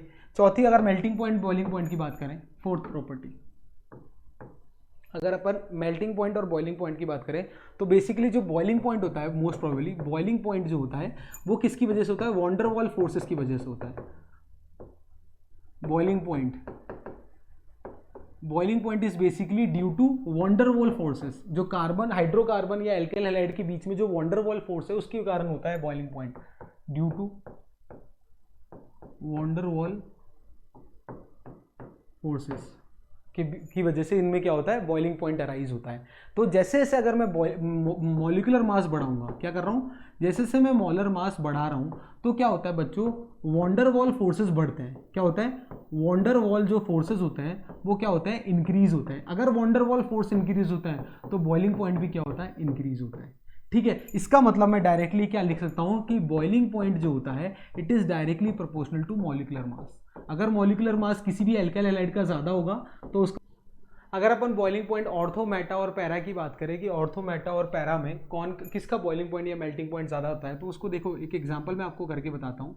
जैसे मैंने क्या ले लिया, ऑर्थो क्लोरोटोलुइन ले लिया, ये ले लिया टोलुइन, इस पे ऑर्थो पोजिशन पे मैंने क्लोरीन लगा दिया। अब क्या किया, दूसरे केस में मैंने मेटा पे लगा दिया, मान लो ये मेरा टोलुइन है और मैंने मेटा पोजिशन पे क्लोरीन लगा दिया, ठीक है। अब ये मैंने तीसरे केस में क्या ले लिया, पैरा पोजीशन पे ले लिया क्लोरीन और यहाँ पर ले लिया टोलुइन, ठीक है। अब इन तीनों केस के अंदर अगर मैं मेल्टिंग पॉइंट और बॉइलिंग पॉइंट की बात करूँ तो बॉइलिंग पॉइंट इसका क्या होता है, नियरली इक्वल होता है, नियरली सेम, ये ऑर्थो है, ये मेटा है और ये पैरा है। बट अगर अपन प्रिसाइजली बात करें तो ऑर्थो का बॉइलिंग पॉइंट ज़्यादा होता है एज कम्पेयर टू पैरा और फिर होता है मेटा, ये ऑर्डर रहता है, इसको ध्यान में रखना। ये किसका ऑर्डर है, बॉइलिंग पॉइंट का ऑर्डर है, किसका, ortho, para and meta. But para की सिमिट्री की वजह से, due to the symmetry of para, तो मेल्टिंग पॉइंट का ऑर्डर उल्टा हो जाता है, POM हो जाता है कि पैरा का ज़्यादा हो जाता है in case of melting point, क्योंकि मेल्टिंग पॉइंट में क्या होता है, सिमिट्री मैटर करती है। तो due to symmetry of para इसका मेल्टिंग पॉइंट ज़्यादा होता है, क्योंकि इसकी सिमिट्री क्या होती है, अच्छी होती है, due to it symmetric nature, symmetry के कारण क्या होता है, इसका मेल्टिंग पॉइंट क्या होता है, ज़्यादा होता है, ये नोट कर लेना, ठीक है। बॉइलिंग पॉइंट और मेल्टिंग पॉइंट का कंसेप्ट क्लियर है कि किसका बॉइलिंग पॉइंट होगा, ऑर्थो का ज़्यादा, फिर पैरा, फिर मेटा, और अगर मेल्टिंग पॉइंट में para, ortho and Meta, OPM and POM MP, ठीक है, ऐसे याद रख लो। अब नेक्स्ट अगर प्रॉपर्टी की अपन बात करें, सॉल्युबिलिटी की अगर मैं बात करूं तो एल्काइल हैलाइड जो होते हैं, नेक्स्ट प्रॉपर्टी जो है अपनी सॉल्युबिलिटी। तो अगर मैं सॉल्युबिलिटी की बात करूं तो एल्काइल हैलाइड क्या होते हैं, जो पोलर सॉल्वेंट के अंदर नॉन स्लाइटली या नॉट सॉल्युबल होते हैं। देखो, अगर पोलर सॉल्वेंट बोले तो H2O की बात कर रहा हूँ, जैसे मैं बात करूँ RX, अगर RCl ले लूँ तो RCl के केस में जैसे मैंने ले लिया मान लो RX, तो ये RX खुद क्या है, डेल्टा नेगेटिव डेल्टा पॉजिटिव, ये क्या है, पोलर नेचर का है, ये क्या है, पोलर नेचर का है। जब इसको मैंने पानी में डाला तो H2O में क्या होता है, बेसिकली H2O क्या है, एक पोलर सॉल्वेंट है, क्या है बच्चों, एक पोलर सॉल्वेंट है। तो पोलर सॉल्वेंट में क्या होता है, हाइड्रोजन और ऑक्सीजन के बीच में इसमें क्या होता है, हाइड्रोजन बॉन्डिंग होती है, ठीक है। क्या होती है, H2O के मॉलिक्यूल्स के बीच में क्या होती है, हाइड्रोजन बॉन्डिंग होती है। ये RX का मॉलिक्यूल इस हाइड्रोजन बॉन्ड को नहीं तोड़ पाता है। सो देयरफॉर RX मतलब alkyl halide are not soluble in polar solvent, not soluble in polar solvent, but it is soluble, ये क्या होता है, सॉल्युबल होता है in non polar solvent, but it is soluble in non polar solvent, non polar solvent बोले तो CCl4 की बात करूँगा, कार्बन टेट्राक्लोराइड, CCl4 क्या होता है, नॉन पोलर होता है। या और एग्जांपल लूँ तो बेंजीन, C6H6, ये भी क्या है, नॉन पोलर सॉल्वेंट है, इसमें ये सॉल्युबल होता है बट पोलर सॉल्वेंट जैसा कि वाटर, एग्जाम्पल वाटर में ये सॉल्वेंट, जो वाटर सॉल्वेंट में ये सॉल्युबल नहीं होता है, क्योंकि वाटर के मॉलिक्यूल के बीच में क्या होता है, हाइड्रोजन बॉन्डिंग होती है, ये हाइड्रोजन बॉन्डिंग काफ़ी स्ट्रॉन्ग मानी जाती है, तो ये जो RX होता है इसका मॉलिक्यूल इसको तोड़ नहीं पाता है, क्या होती है इसमें हाइड्रोजन बॉन्ड होता है। क्लियर है, इसको नोट कर लो, सॉल्युबिलिटी का कंसेप्ट क्लियर है, ठीक है।